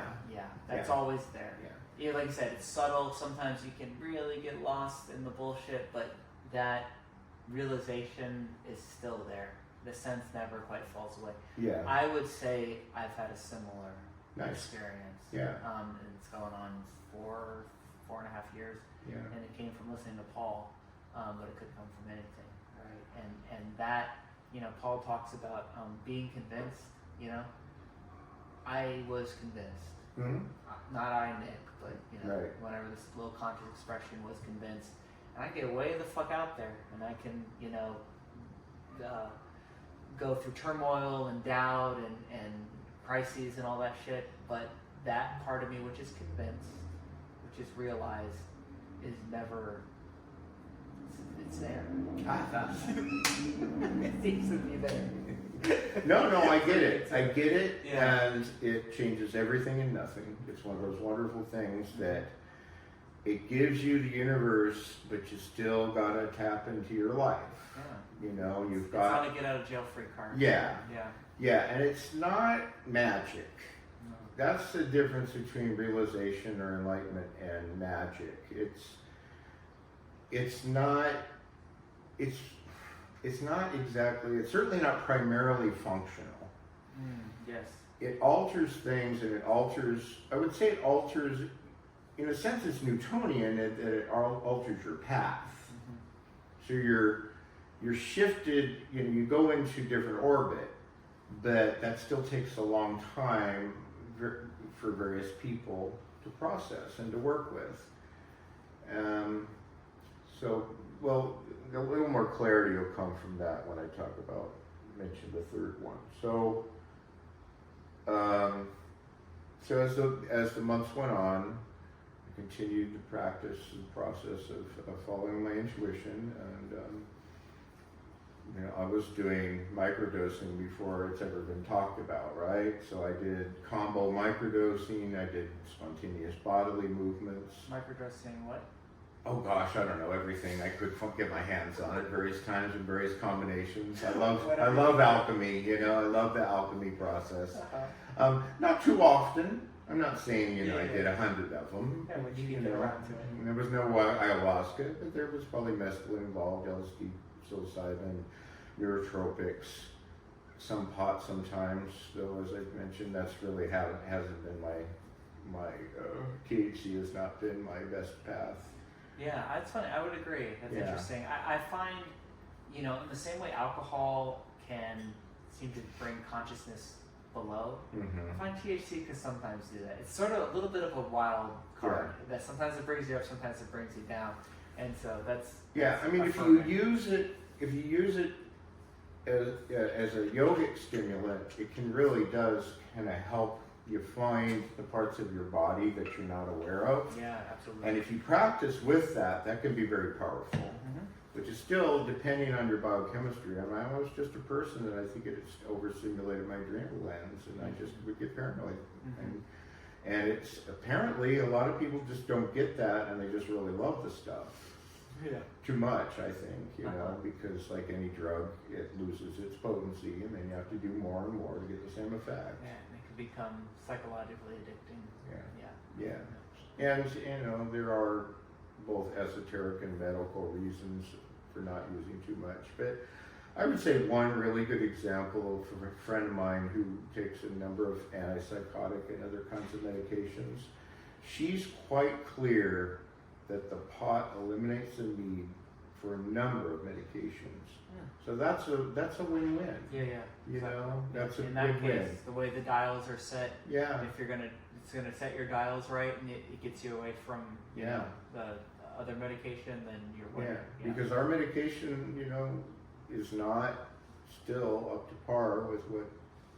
And the side effects and they're heavy hammers. Yeah. They're not no free lunch there with a lot of Western medication. And so they're deeply affected, but they also have a lot of side effects, and so. I'm gonna take you back. You're microdosing 1984. Yeah, so I'm, doing this, doing that. I'd say I probably was on pot for this next thing. Okay. I'm pretty sure I was. So I had a gay yoga class. So it was very comfortable. The yogic teacher was a very comfortable person. I Are spent we time in with Sacramento still? We're in. Where were we? California. San Francisco, I think. Okay. No, East Bay. It was in the East Bay at that point. We're in the East Bay now. Somewhere out here, Berkeley. Yeah, but I wasn't living here. I just came here for the came out classes. for the class. Yeah. So Yeah. I noticed gay yoga, nice yoga class. I've been doing yoga on and off since I was 12. So I had a nice neighbor that brought me into the YMCA to do yoga. Nice. And of course, I got totally into it, became a vegetarian, drove my mother crazy. The whole ball wax. Eat big salad, I'd sit in front of the TV and eat a big bowl of salad. Real My mom quick. would slip me meat without making me, say it was vegetable protein. So occasionally I would eat meat. I don't know how long it's been around. It's been around since I've been a kid, so at least 30 years.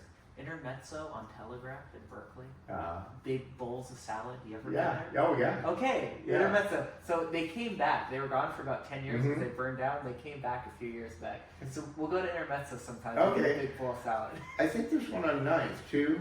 Yeah, right? yeah. Uh-huh. Well, until I get my teeth, Yeah. there's a limit to how much, Because those are, you feel like a cow. Like Yeah, yeah. I have a limited capacity to Yeah. do Once you get your salads teeth, now. we'll celebrate with a salad at Intermezzo in Yeah. Berkeley. Yay! That's all we have. Yeah, once I get my teeth. Well, yeah, once I get my teeth, my gums will be healed, so then it'll work. Yeah, sure. So, so I do remember that during those classes, something started to relax in me. And there was an inquiry still going on. Don't remember what the inquiry was. Inquiry has always been a big part of my practice. Inquiry being not questioning, but finding questions and answers, play together. Yeah. It's a process of you actually find the question and the answer at the same time. So it's a living process. So I think one of the inquiries is, for instance, as I mentioned earlier, how can we have a God that's omniscient, knows everything, and still have free will if everything's already known, right? Yeah. So that was an early inquiry. I really don't remember what the inquiry was, and maybe it had mostly completed itself by then, but there was some of that. There was some, in other words, there was a lifting force to some degree, but more and more the last few weeks, I have understood more and more that it's mostly relaxing. Mm-hmm. It's mostly as the tension leaves, not grabbing back onto it. Okay? Yeah. You said And that we at tended- Paul's the other day. We were standing out on Wilmac Avenue, Oh, yeah? and they had a little quick 5-minute conversation before I had to run to pick up my daughters. Yeah. And you said that, and it stuck with me. You said it really is a relaxing, that you're not gonna find realization, any sort of a sustainable long-term state of being by going out and getting it, by Right. going out and grabbing it. It is a relaxing back Right. into a natural state. Seems that way to me. I would agree. Yeah, it's now the building the muscle of inquiry and activity and presence. That also has a muscle. I mean, once the presence is there is a kind of muscular process that happens, and probably a lot of changes in your brain, maybe even your hormone system. Neurologically. So there's, there's people that write about this ad infinitum, and you can pay as much attention as you want to them. I think it's useful for some people. I just can't see polluting my mind with all that anymore. Well, it's just, suppositions. It just, there's only so much supposition you can take unless it's useful. So, like anything. So I'm in the class, and I'm starting to feel a kind of relaxation and a recognition. There's something getting recognized that didn't seem to ever be recognized before, but felt very natural, right? And it would we'd creep up on each other for a while, and then there'd be, some pulling back maybe. But it was at the stage, for whatever reason in my life and at the times, where it was a lot easier just to relax into it. So yoga class was a place where it started to manifest, and I seriously do not remember when these are things hard to talk about because they're not manifestations, they're relaxations, as I said. But the thing itself, as far as I could tell, and I've confirmed this finally with a few people, was like relaxing into a self-perpetuating field or frequency or harmony of awareness. And in this case, it was specifically the awareness of God's will. And it was the awareness, so I guess part of the inquiry is, why does evil still exist, you know? Why is resistance? Why does it's an inquiry into resistance itself and the actions of resistance? And there was a point, if I was to describe it physically, it was a point where everything broke up into a very fine particulate, like the finest possible pixels, you know. And this down to the. Yeah, just you know, and it was almost as if I could see this, and half mixed, you know, they're all mixed together chaotically, and half the particulates were doing God's will. And half the particulates were resisting God's will. And they were in perfect harmony. Yeah. And both were feeding each other perfectly. They needed magnetic poles. Something. Uh-huh. And what settled is what the only thing I could call it was divine will, which integrated both. And just an old philosophical concept, even that which is against God is for God. Uh-huh. You know, that there's just, if you look at the harmony of existence, and we've, almost all of us have seen this is that. Tao Te Ching, this is ancient, Yeah. this is Alan Watts. Yeah. Right? Yeah. 101. Yeah. And it's Tao, Yin, and Yang. Uh-huh. You know, the Tao is primary, fundamental, but the Yin and Yang is still always there. Yeah. You know, folding into each other. Yeah. They're both needed. Yeah. They can't Yeah. survive. Or they can't exist without the other. Yeah. And it was a full-on Realism. resting in this, like writing. Not at that intellectual. Oh gosh, no. Yeah. No, the intellectual was included, but integrated. The heart was integrated, included, but integrated. But no quality.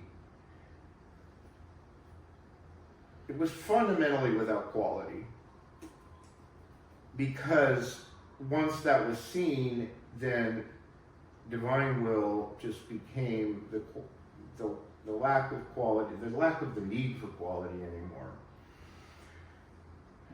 And it's so it was rested in that, and I would say this kind of this resting in this current. So it was about 2 weeks that this continued. Wow. And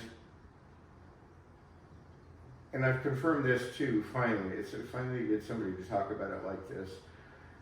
There was a way, for instance, there was a way in which every moment there was an affirmation of it, right? There was a conscious affirmation, but effortless. Then when I wake up in the morning, there'd be a little bit of strain from it. You could feel it like a little off. Pulling away. No, just a drifting, you know, like you drift out of a current, you know. And it was simply a matter of resting back in the wave. The wave was so strong and so self-existent and so obvious, I love that. fully obvious, Yes. that it couldn't be, it really would take an effort to get out of it. Yeah. That's really good, man. You're putting language to something that's been experiential in my life for a long time. It's almost like embarrassing to say because it sounds so capitalist, whatever. At the end of yoga classes in Shavasana, when you lay there, I often relax into that current. Right. And I go, oh shit. And this aligns with Paul's message and all this shit. It's like, oh, it's been here the whole time. You know, I've been keeping myself out of the current with all my usual neuroses, bullshit, being busy with more important shit. But like right here, right now, I can relax into it. Sometimes it takes an hour of hot yoga, sweat my ass off, holding crazy fucking positions. I get it often hiking. I get it very easily hiking with some assistance from psilocybin mushrooms or whatever. You know, where it's just like, oh shit, the current has been right here the whole time. You know, and it can feel like a waterfall, it can feel like a river, like a whatever. And like in the average day-to-day hustle and bustle, trying to like work your way into it, we think we have to work into it. And again, I very much resonate with the idea of no, it's a relaxing back into this is the natural state. Right. The natural flow of the universe. We can tap into it like a cellular, like energetic body level so easily. You just gotta chill. And as the years have gone on, the, for want of a better word, ability to rest in aspects like that has increased exponentially. So, going on a while now, there is no out of being. There is no lack of happiness. Nice. And that which, you know, does experience the boundedness to existence and some irritating thing, when those happen, they actually happen stronger. It seems that the dips get very powerful, but they're also, generally speaking, shorter. The raises in consciousness, the kind of real, the blissing, is not manic. Yeah. Right? It's grounded. Relaxed. And then mostly, you know, the middle way is the one that happens. Yeah. And so there's a very kind of now natural, it's like moved, you know, but maybe only partially. Yeah, I agree 100%. Yeah. I often say that my baseline. The baseline, right. Yes. The baseline is higher. Yes, my baseline is what I used to think a 9 or 10 out of 10 is. Yeah. Right? And now that is the baseline. Yeah. And it's grounded in a way where it doesn't feel manic or it doesn't feel unstable. Like it's incredibly fucking stable. Right. And it helps to have reminders around us. Of course. You know, I like to go, I go to Paul's, I'll let out a secret that I really haven't talked about. And this first part isn't the secret. I go for the juice, right? Yeah, me too. I don't really go for the teaching. In fact, when I first went to Paul's and I was hearing this teaching, I would get these terrible headaches. I get a little, you know, integrated into what he had to teach or what I thought he had to teach or what I could resonate with, and then I get these terrible headaches for a couple of days afterwards. And that doesn't happen anymore. I don't try to discuss my practice with Paul because he'll always zip it back into what he zips it into. I've occasionally, you know, used what's happening with me as a stimulus, and when he was last in Italy, you know, I got to do that with him. But I don't try to, you know, preach or change or, you know, do my thing at his place. What I do is, as fully as possible, participate, and then the secret part is I give back the Shakti. I consciously move the Shakti that's being carried through me in its various aspects, some including my mantras, some including just, you know, what runs through me. I consciously add that to the field while embracing what's there, and so there's quite a flow happening. How much that's noticed, what it's really doing, impossible to say, but that's one of the reasons I'm there. I'm there to contribute to the juice consciously. Because the teachings I work with and am committed to, one of the basic recognitions is all realizations, in a sense, are stations along the way, and none of them are the thing itself. Of course. Yeah. Yeah. So each of those. It's a great sign that it's Yeah. not the destination, is that Yeah. you feel that it is. But there's a joy in these integrations that is profound. So one of the things I've understood in the last couple of years is that the grace of having that experience for those 2 weeks. And I'll say really quickly, there was a couple obvious manifestations. One is I was mostly silent, which is just not me. I mean, my earliest report cards in kindergarten were, you know, just really well in this and social and blah, blah, blah. And always got straight A's and all that bullshit. But even in kindergarten, they write in bold letters, he talks so much. This is like goes way back. So it's a fundamental, you know. Part of the settings. I mean, I don't mind calling it a personality flaw because it's just what it is, right? Yeah. It doesn't mean I'm gonna mea culpa. It's just like everybody has flaws and challenges. The point is, there was just no room to do a lot of talking, and things would come up. I remember arguing with a libertarian one time. I didn't say a lot, but I could really feel how he was really off, you know. So I did a little of this and a little of that, but mostly I was just beaming and hanging. To the that gay bar down here in Berkeley. I don't know if it's still there or not. It was around the corner from me, actually. So somehow I ended up in there. Yeah. I'm not a big bar guy, but so that was one of the manifestations. I think there were 3 that I can.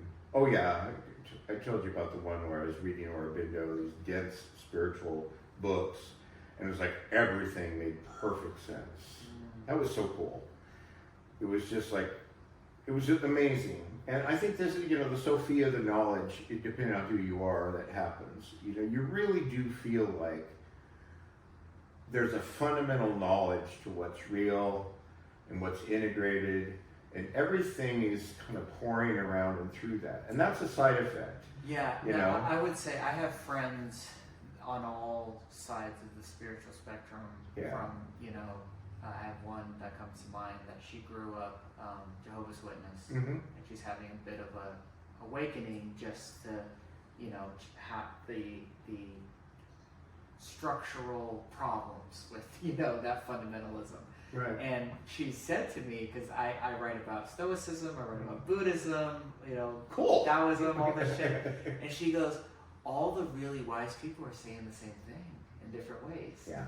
And Yeah. I go, yeah, that's a quality that I've noticed as well. Yeah. And it's either part of the world, you know, they had no cultural connection or historical connection, but they're all seeming to say a very similar thing. And that's when you're in a more realized, a more awakened state, that tends to be amplified. Yeah. For sure. Yeah, I mean, one of the things I really like to communicate to as many, especially fundamentalists of every ilk, including New Agers, is it's okay to test God. Yeah. Your faith. I only trust the God that I can test. Yeah. Your faith is strengthened by finding, you know, going through the doubt, going through the challenges, and like this relationship we talked about, when you fight in a relationship and you heal and you become stronger, there's incredible solidity there. Yeah. So I had the blessing of being able to go through that enough that I know, you know, I mean, the word God is just very simple. I can use the word God in 100 different contexts with 100 different types of people and really mean it, even though they may mean something a little different. I can go along with it. I can talk to most Christians really well because I have that background. It's funny, I can't. Yeah, exactly. Yeah. So it's not like I have to hold on to a specific idea. It's more like I see that after my faith, if you will, has been tested, something still emerges. And I want people to know that that's possible. Your authentic being will survive and strengthen.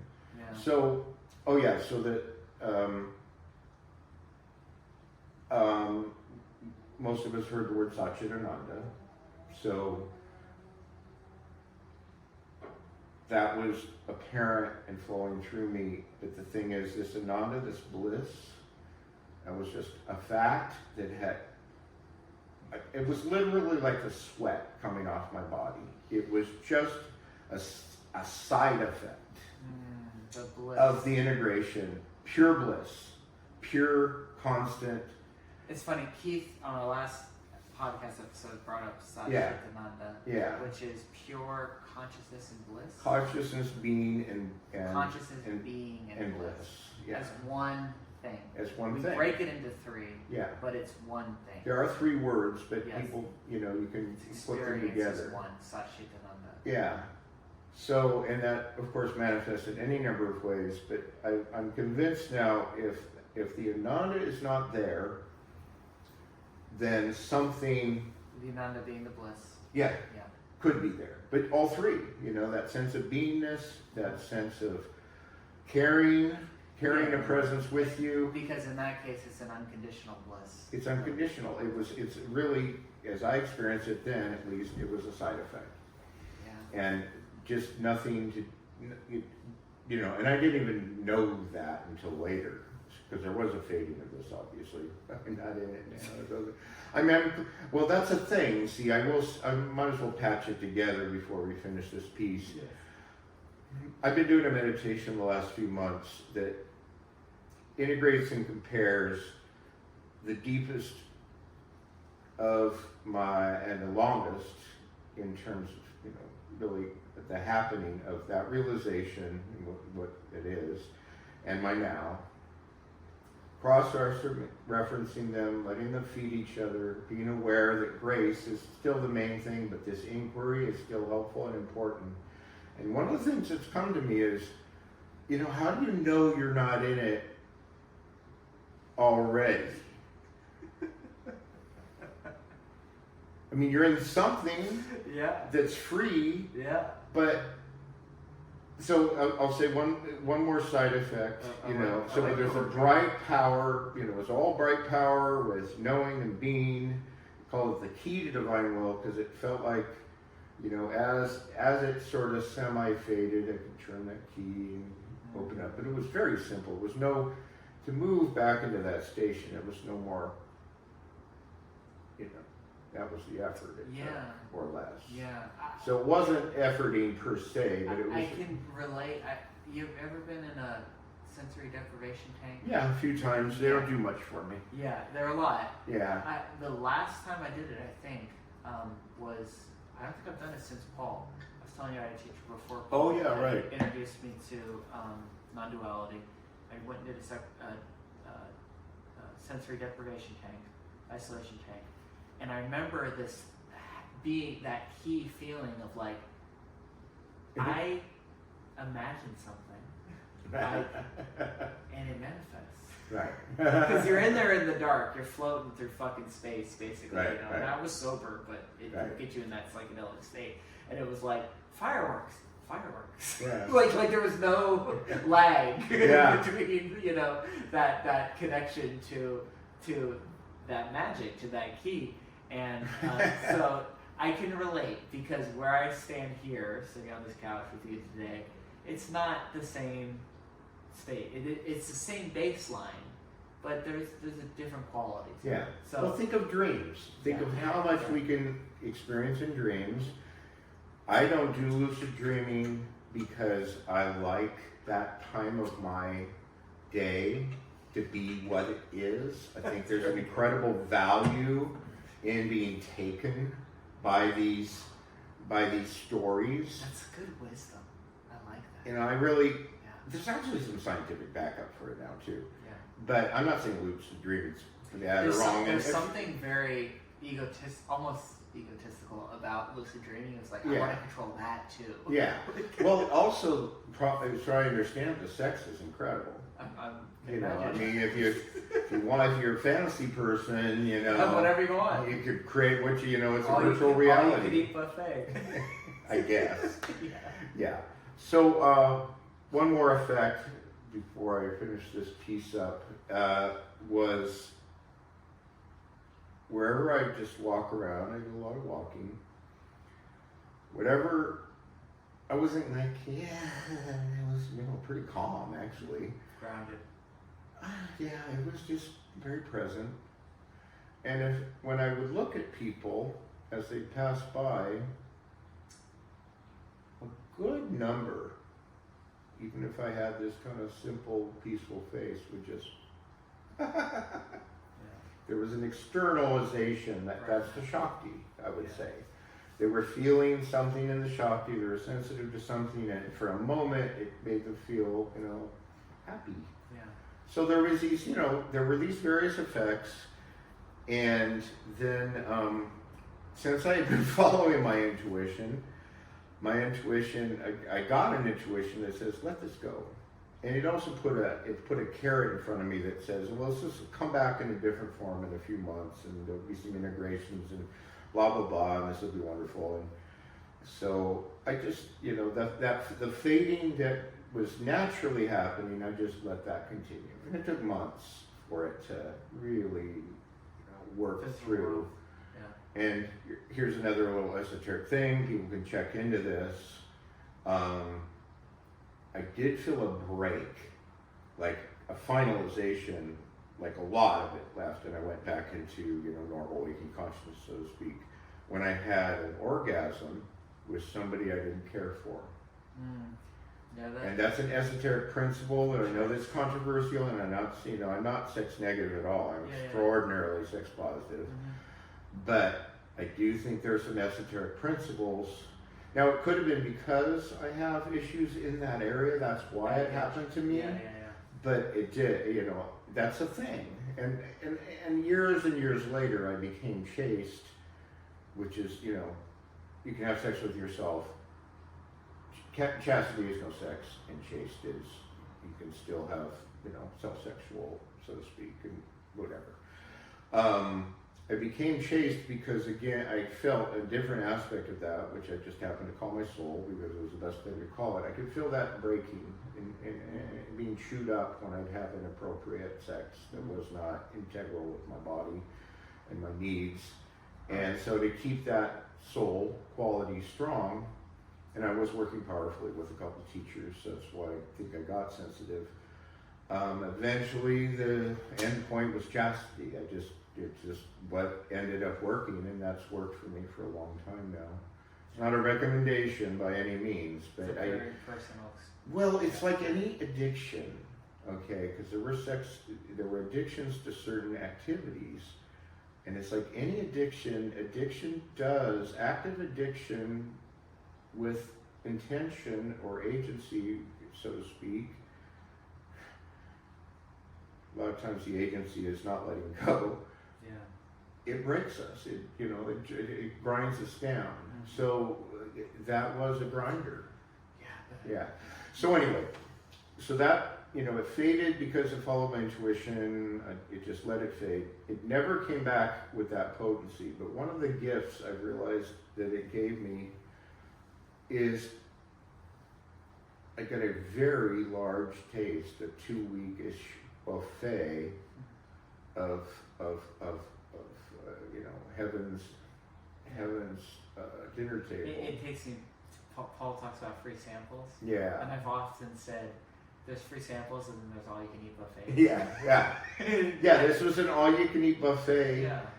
Paired with never needing to eat too much, but having everything you wanted. Yeah, you had your fill. It's kind of an analogy. No, of course. Yeah. You in this analogy, you had your fill, and there's work to do. You have your slice of life to experience. And I was 25. Yes. I was very fucked up still. Yeah. On many different levels. I had a lot to learn, a lot of personality issues, a lot of usury things with people, just a lot of irresponsibility. So there was, if somehow the decision was to stay there, there's a couple consequences to that, because when that Shakti is manifest that strong, you can find people get drawn to that. Like moths to the flame, but I also, there's a certain way in which they're reflecting your shadow as well as your positivity. And I was just simply not ready for that. So thank God. A lot of shadow. Thank God it didn't maintain itself. Yeah. So So I still have this kind of reference point. Like I said, one of my basic practices now is this kind of cross reference. I can, maybe there are tensions in my body, my mind, my emotions that are kind of a resistance, but the process I'm in now and have been for quite a while is just perfect as a human can be, naturalness. Yeah. Human could be in this environment, because the American environment, the U.S. environment is not easy to be natural. No. And I'm not saying I eat natural food. I eat crap sometimes. I'm a, Rajasic. Actually, I learned years ago I had to eat tamasic food, or it was oversensitized. We're gonna have to do some definitions here. Well, it's the tamasic is the rotten. Ah. The ferment. Like you couldn't even do fermented. We just ate some kimchi. Yeah, like the kimchi, right? Things like that. Mm-hmm. Rajasic is the heating food, and tamasic is the, the simple plain food. But really, So I'm big on all three of those. I think all three are important, and I even have to eat, like I said, junk sometimes. I learned a lot. I put on a lot of weight, and I was anorexic, and I was bulimic for a long time when I was a kid, and I was anorexic for a longer time. And I knew I needed to put on some weight, so that took a few years. And then, I bloated. I got up to 300-ish or a little over, and I'm at under 250 now, and it's been a process. But again, there's no effort. Almost all efforting, especially for my type of persona, is counterproductive. Yeah. I get rebound. If the harder I push into something I think I need to do, the more rebound I get. Stronger. And it just, I think some people call it instant karma. But my life continues to change at an even accelerated pace. My internal life, there's all sorts of fucked up things still. But it's mostly fine. It's mostly, and I'm certainly not hurting anybody. Yeah. I'm doing some service work, Can you talk, just maybe to finish up, we could go all night, but I do have to go to sleep. No, I'm happy to finish up. We need to finish up. We got through 1984, so I feel like the podcast was a success. Yeah, we really did. Yeah, there was a lot of good juicy stuff in there. Yeah. Talking about just remember though, it's all bullshit. Okay? It's just somebody's experience. It's bullshit because you can't talk about it. Exactly. But as much as anybody could tap into the reality Yeah. and compare it and cross-reference, it's absolutely true. We're talking about mythology. Yeah, but it's also absolutely authentically true, as much as I can make it. And I feel it, and I know that Oh, there's good. a good amount of listeners. Yeah, it's really not. It's really, it's an interesting thing to talk about. There's really not a lot of ego. I don't claim any of it. Yeah. It's not. I'm not saying I'm not involved. I'm deeply involved. Yes. I'm here. Yeah.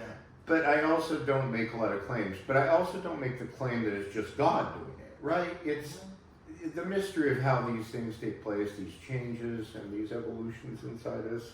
Well, so the It's whole idea, really fundamental. It's the whole idea that we're all one-offs in one sense we're all one, in the other sense we're all these one unique one-time expressions in the space-time continuum. Right. And there's a one-off expression right here called Nor. Right.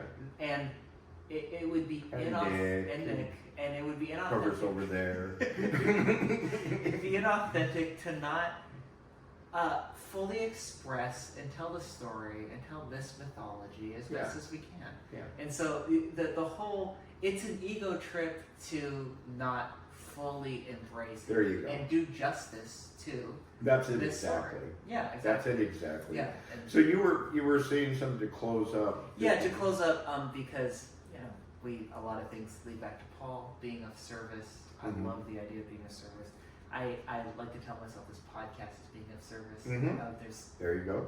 Plenty of people out there that are lost, are lonely, and they're getting so much out of hearing your story, and so much framing, and so much direction and cool shit. So, just in closing, speaking of being of service, you mentioned that you've spent a good amount of the last so many years working with the dying. Dying has been, death and dying and mortality has been a big theme. It's the last one I talked with Keith. I told the story of me facing my mortality, looking at the barrel of a gun. Right. Keith told his story of when he was 25 and he almost drowned and had a near-death experience. So death is in the mix for this podcast, for the work that I've been doing for my own personal life. And you know Ram Dass. Have we talked about Ram Dass before? Oh, yeah. Yeah, Ram Dass is big in my... Yeah, we hung a couple times. Did you really? In person? Yeah. Oh, okay, because I know he used to hang out there. Yeah, and also as far as friend of a friend. I mean, he was local. You remember Z, who passed Mm-hmm. away? Yeah, Z was good buddies with Ram Oh, Dass good. too. Yeah. Yeah. He did the podcast with me. Ron Dass made a really good contribution. One of the things he seemed to refuse to do was make any claims. I think he was deeply in the guru thing because, you don't want to claim like your guru. Of course. But when you don't have a guru anymore, then claim as you want. I mean, I have many gurus, but you're also your own guru. That's part of it. Once you're authentically your own guru, something else happens, Yeah. Bhakti is a beautiful thing. I've done it many times, but now Bhakti is much more. It's not diluted. It permeates just a lot of my life. Mm-hmm. Paul actually called me a Bhakti. He says that's one of the reasons I don't quite get along with his teaching, because he's more into the emptiness and I'm more into Bhakti. Yeah. I refuse to be insulted about not being recognized as a Jnani, because I'm obviously a Jnani as well as a Bhakti. Yeah. But not formally, Just a little context. Jnani is the path of knowledge. Yeah, knowledge. Using the mind to go beyond the mind. Yeah. Using knowledge. Vedic, realization, Vedic.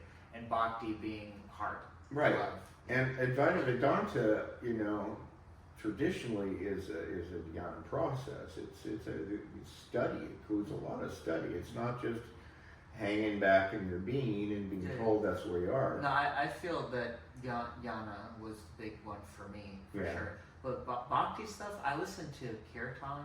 I listen to freaking Christian Bible or praise music. I bawl like a baby. That's so beautiful. it's all in there. It's really neat. Yeah. And I have teachers that I love still. I love Paul and I love the other teachers I see, and I sing a lot. Yeah. I sing a lot, and I have mantras to chant, and they include divine qualities, and as much as they're people, and people. As the years go on, I find I do think that's my primary motivator component is love, and I think it could be the next stages of my relaxation into realization are accepting the love that flows through me and not resisting it, because it is, in a way, it's very frightening to feel that much love.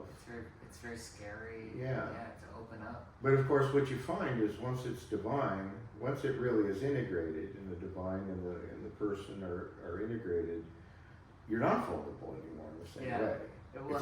There's a potency to it. It's Alan Watts again, the wisdom of insecurity. Mm. The only security is absolute insecurity. Nice way of putting it. Yeah.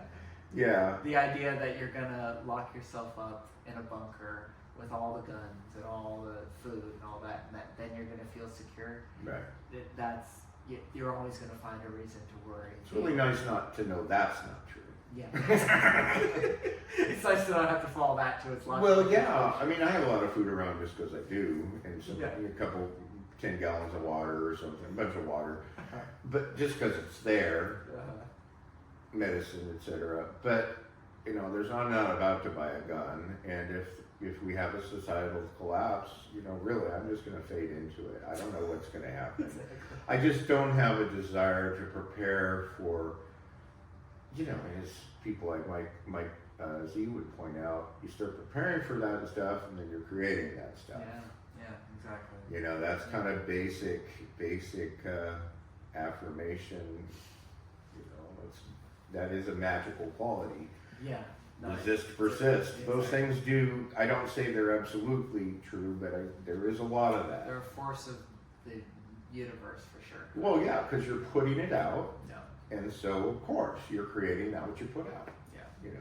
So anyway. So, can we talk a little bit about sitting with the dying? And Oh, what okay. you've done. We didn't talk the whole time. We didn't talk about Yeah. Shinjitsu. Jinshinjutsu. Jinshinjutsu. Jinshinjutsu. Let's talk a little bit about that. It's Jin. Jin. Stick it on your shin. Shin. And do jujitsu. Yeah, like jitsu. Yeah. Jin Shinjitsu. Jinshinjutsu. I won't forget it now. Yeah, it's an old, it's a revived acupressure type of practice. You've It done it to includes- me in the coffee shop. That's right. Yes, I did do a little and with you. It's powerful. Yeah, it's you know, a lot of people know it now. It's spread slowly just because of the way the teacher handled it. She didn't want to create a big thing. It's even got a heretical, you know, branch of people that wanted to be teachers, and then she wouldn't let them, so they created Jinshindo. Oh. And that's I've done Jinshindo. It's a very powerful system. It's not Jinshinjutsu, but it's actually its own creative force. And that's just apocryphal. I'm not sure that's exactly how it happened, but you know. Yeah, and so yeah, once it came through her, I had a stealth therapist in my teen years. I didn't know she was my therapist or a therapist, but she got me involved with her. Oh wow, this goes all the way back. She to saved my life. Yeah, wow. she was one of the things that saved my life. I was in really bad shape when I was a teen and running away a lot and doing, you know, too many drugs and just, you know, just out there. But, you know, Grace brought me a few really healing people. Some of my best mentors have been women about 10 years older than me, so all through my life. So yeah, River Dancing is her name, and she was a student of Mary Burmeister, the Jinshin teacher, and she would do it on me, and then I was doing some body work on and off, you know, since I was a kid. So, including some formal training, not a lot. And so I was about 14, 15, and I took my first Jinshin class. It was fun. It's kind of dreamy. She teaches in this kind of circular way. There's books that you go through, Sort but of it's just ethereal, sort of. no, it's not ethereal at all. It's very physical, but it includes the fundamental idea of Jinshin is you're working with a system, and that system is very helpful, but you're opening to the healing forces of the cosmos. Liminal, that's where I was looking Oh, for. interesting. Liminal, Yeah. So as you practice it on yourself and on other people over the years, that opening starts to increase. And so when I do Jinshin now with people, I guess you could say I completely go away. You know, That's cool. That's flow it's a state. lot of fun. That's flow state. Yeah, it's flow state. Yeah. It's deep flow state. I'm deeply present, but the light is just. Yeah.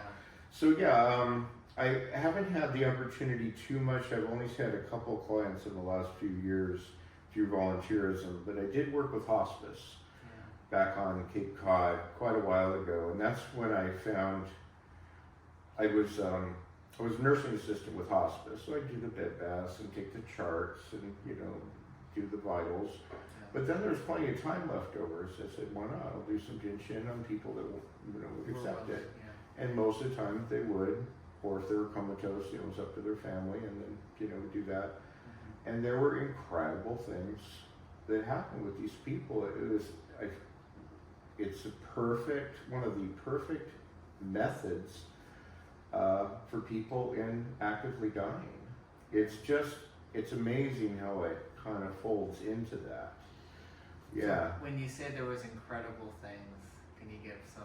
Well, I'd say so I had I had kind of a reputation after the first few months, the year of practicing. I was the only male nursing assistant, so they put me where they would want to get males. Some people would prefer males, so that was nice to have a male to do it. Yeah. And I was kind of known for people dying quicker. I mean, yeah. depending on your perspective. Yeah. Well, I wasn't That could be a actually good giving thing. that many meds to people, so it wasn't like I was with them 24/7 giving them their Roxanols in form of liquid morphine. No, it was, I mean, so the positive spin on that is you help them to accept. See, apparently it helped them. Surrender. It helped them surrender and relax. Yeah. But there was one specific experience. Happened to be a bit of a younger guy. I think it was in his 40s, and he had been basically comatose, fundamentally comatose for months. I don't know. I think he might have been intubated to feed. I don't really know the details, but they sent me over there just because they knew. They just kind of wanted. I think they were experimenting with me. I don't know, but I had that reputation, and he was really a hanger-oner, right? Mm. So I only did, I think, 2 sessions with him, and in one of those sessions, I had a kind of spontaneous experience of going into a deeper, the dream, the shamanic dream state, and helping him meet up with a spirit guide, right? That's what happened. It's a psychic experience. You let them happen. You do your best not to interpret them. If you're, you don't talk. You talk about it when it comes up. You don't put it on your shingle. Yeah. I can help you meet your spirit guide and die happy. It just doesn't, I'm just not that kind of guy. Some people would, some people would. And I said, if they want it, they want it. So anyway, and he died the next day, after months and months of resistance. Wow. So, little things like that are pretty nice. Yeah. They're a nice confirmation of the possibilities within the field of healing and wholeness and as long as people keep their noggins in shape and really look, anecdotal's a very real thing. Doctors give a lot of medicine based on functional medicine, I think it's called. Yeah. Because they hear something works, like a lot of doctors will give you arnica if you've got a bruise. Yeah. They don't necessarily believe in homeopathy or know much about it, but they know it works. Yeah. So that's that. So it's when you're working with biology, there is a lot of gray area. Double-blind studies are one of the ultimate ways to check certain things, but there's some things you can't do that with. Like they couldn't do double-blind studies on gunshot victims, Yeah. right? Yeah, and they famously they can't do double-blind studies on psychedelics because you can't have a control group. Right. The people know that they're not tripping. Right. Are you having a spiritual experience? I took a placebo. I know I did because the walls aren't melting. Yeah, if you're like me, you'll still have some experience, Yeah, but then when you take the psychedelic, you're like, oh no, I didn't. Yeah. Oh no, I didn't. I did. Yeah. So I do feel there's a place for that, and I, would like to get into it on a limited basis because I have issues with my body, and but frankly, the more I do Jinshin, the better I feel. Yeah. The only I have done one session with a friend on the floor. I won't do that again. Jinshin is best if you've got a comfortable seating, especially a zafu, and the person's about 2 feet off the ground, and you can kind of it's kind of a traditional Japanese, and it's also because it's traditional. You keep people's clothes on. You don't have to be naked, and then you just do a series of pulse points that you literally feel the energy moving through your fingers and the changes in the energy. It's quite fascinating. I no longer think it's necessarily their pulses. Uh-huh. It very much could be my pulses, but they change. Yeah. Fast, slow, Yeah. and eventually they always even up. And when we get into the there and mine at a certain point, Yeah. if there's some sort of a flow state thing going on, then Yeah. And then occasionally you feel these weird things like a needle going through your arm. You know, I mean, there's a lot of, like I said, I did these things for years and got it. Yeah. I got it, and yet there is still a kind of doubt until that doubt was broken. It's a hymen of doubt. The hymen of doubt. Yeah. Right. Well, it's one of those fortunate, just many fortunate things happen to people, and I feel like the main thing is as much as we can. I'll close with something that a lot of people, two things about meditation that a lot of people don't know. One is, if you're sitting and you're calm and your breath is calm, it doesn't matter what your mind is doing. People sometimes think they're not meditating if their mind's active. And that's a blessing when it does quiet down. But if the body's calm, then the body's meditating and you're meditating. That's okay. Really good. And a lot of people don't know that. And so if you're watching your breathing, you're seeing your quiet on a bodily level, it really doesn't matter where your emotions and mind are. And yes, you can embrace those, you can work with those still, but a body meditation is an authentic meditation. And that's really good permission Yeah. to people Yeah. that because it's the idea of quieting down the mind. Paul's whole take, see it as you're not that. Right. The mind is gonna fucking run because of what the mind does. It's Yeah. programmed. It's mechanical. But we as people with our own little built-in biology and all that, we still want to have some sense of a victory, some sense of a. So if your body's calm, there's your victory. It's a victory. The mind can It's go an incredible victory. The mind can go off, Yeah. and the benefits that you're getting from a calm body, a steady breath, and all that Yeah. is well worth the sit. Yeah, and, Well worth the meditation. and if you session. read the mind, if you read the brainwaves, things are still happening. Yeah. So there might be activity, but there's other activity in certain centers of the brain that aren't normally active. So it's still happening. I mean, the mind and the body and the brain are the same, right? Yeah. Nervous There's- systems. Yeah. So yeah, and the mind will and emotions will calm down sometimes, and occasionally you'll have these flights of incredible worlds that you'll meet and then come back or wisdom. Things will happen. Yes. They just can't be dependent on. The other thing about meditation that a lot of people don't know, and somehow I skipped over this, but I did want to still mention it, is moment meditation. And it's perfectly authentic if you have a methodology of some sort. And it does help to have some sort of still a practice. But you just stop wherever you are, when you remember. Eyes open, eyes closed. If you can close your eyes and you need to close your eyes, nice. And then you just take a breath and be there as you would if you're in a meditation. And you can just pretend. And seriously, 15 seconds, 30 seconds, up to a minute, don't overdo it. And when you are doing moment meditation, you end up doing that many times a day because it keeps coming up and you become habituated to it. And that is authentically a practice. You do not have to sit for 20 minutes a day or 10 minutes a It day. can happen on the subway.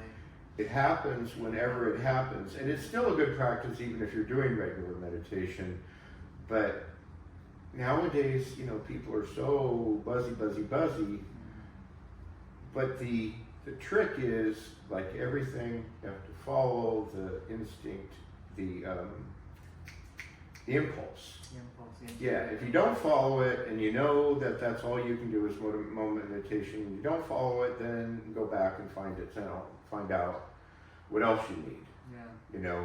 Whatever that is, vacation, Yeah. an LSD trip, a day fast, a tattoo, a beautiful tattoo. Yeah, so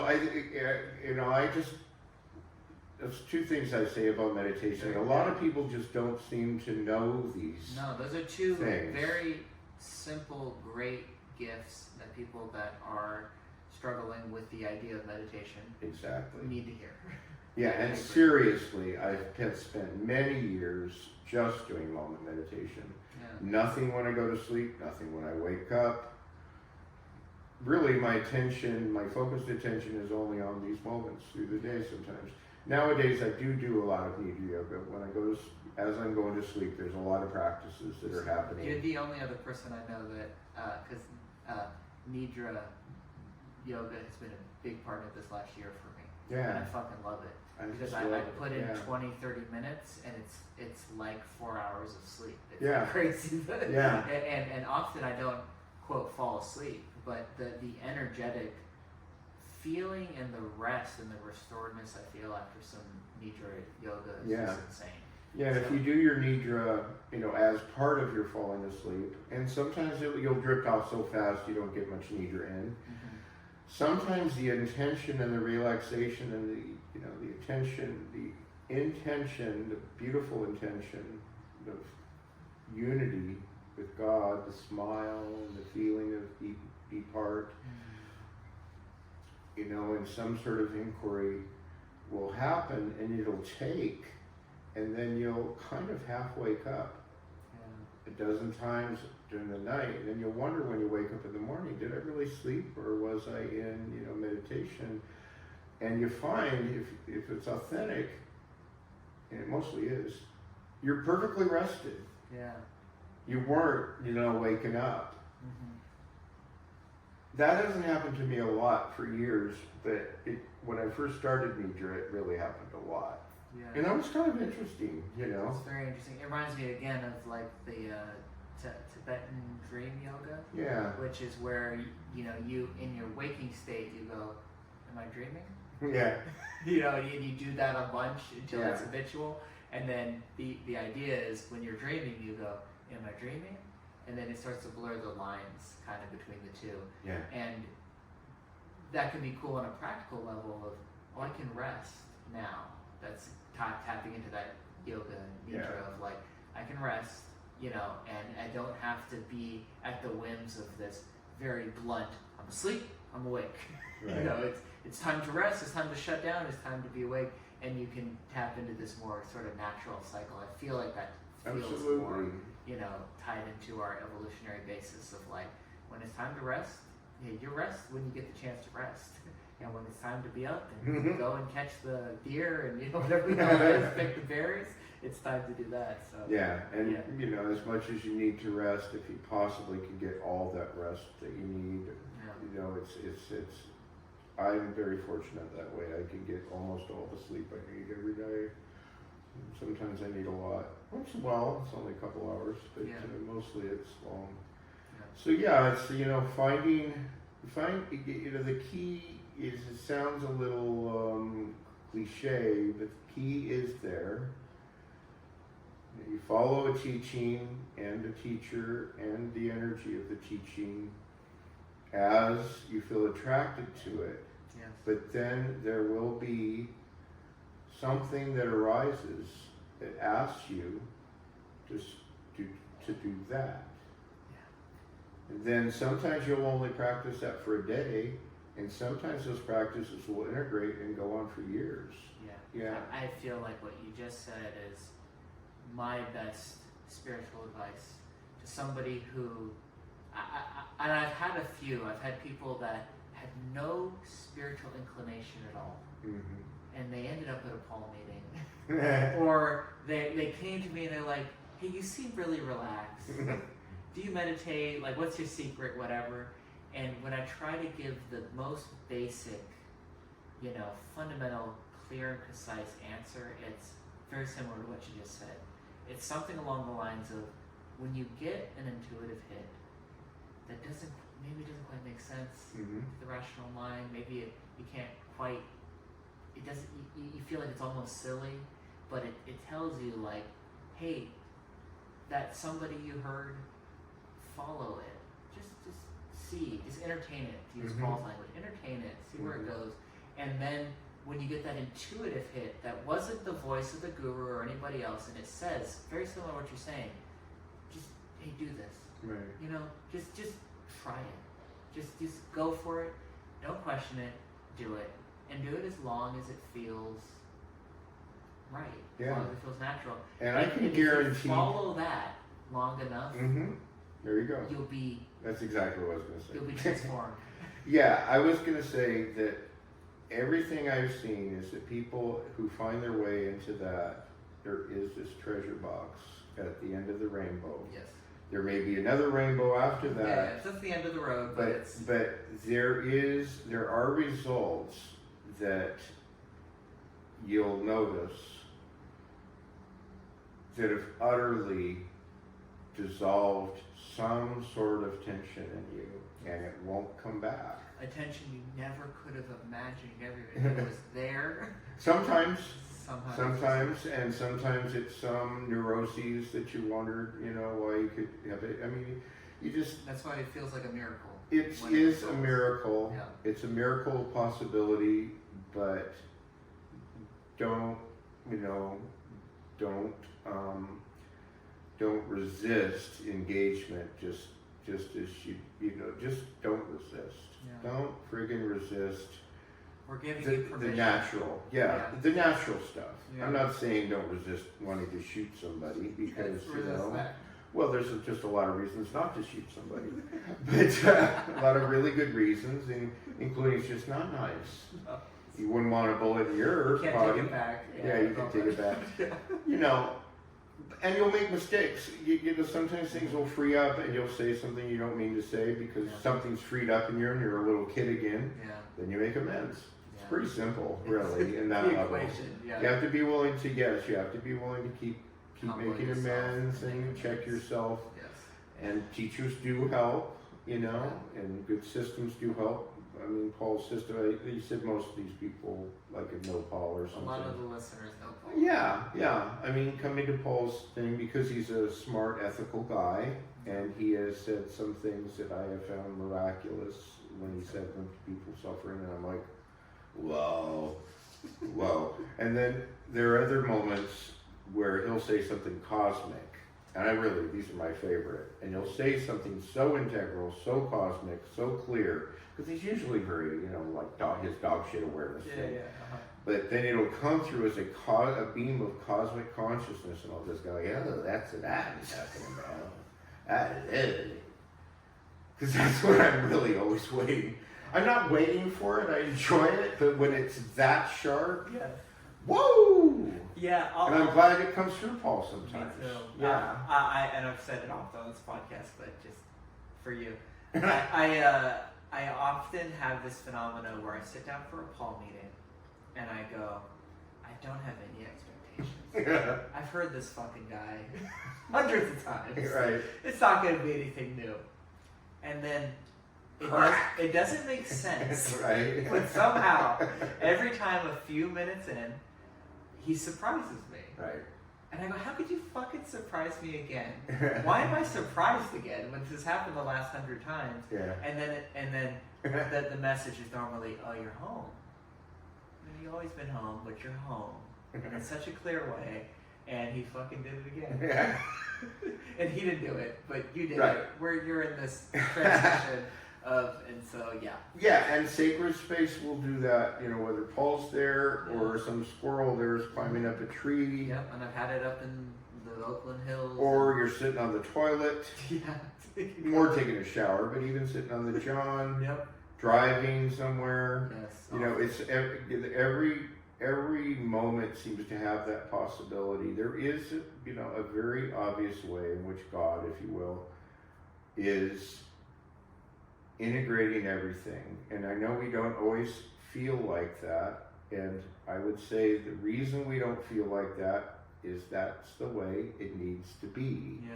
For this unfolding to happen. I don't think this is a mistake. For some reason, this mixture of suffering and joy, is doing something. Yeah, there's something to like. Just don't take it personally as little as you can. It's just try not to take it too personally. Yeah. And that's harder. The more you're suffering, the more you've been a victim.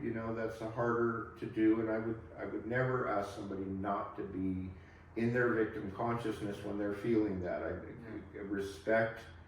Work it out as because it's heroic to work it out directly. Yes.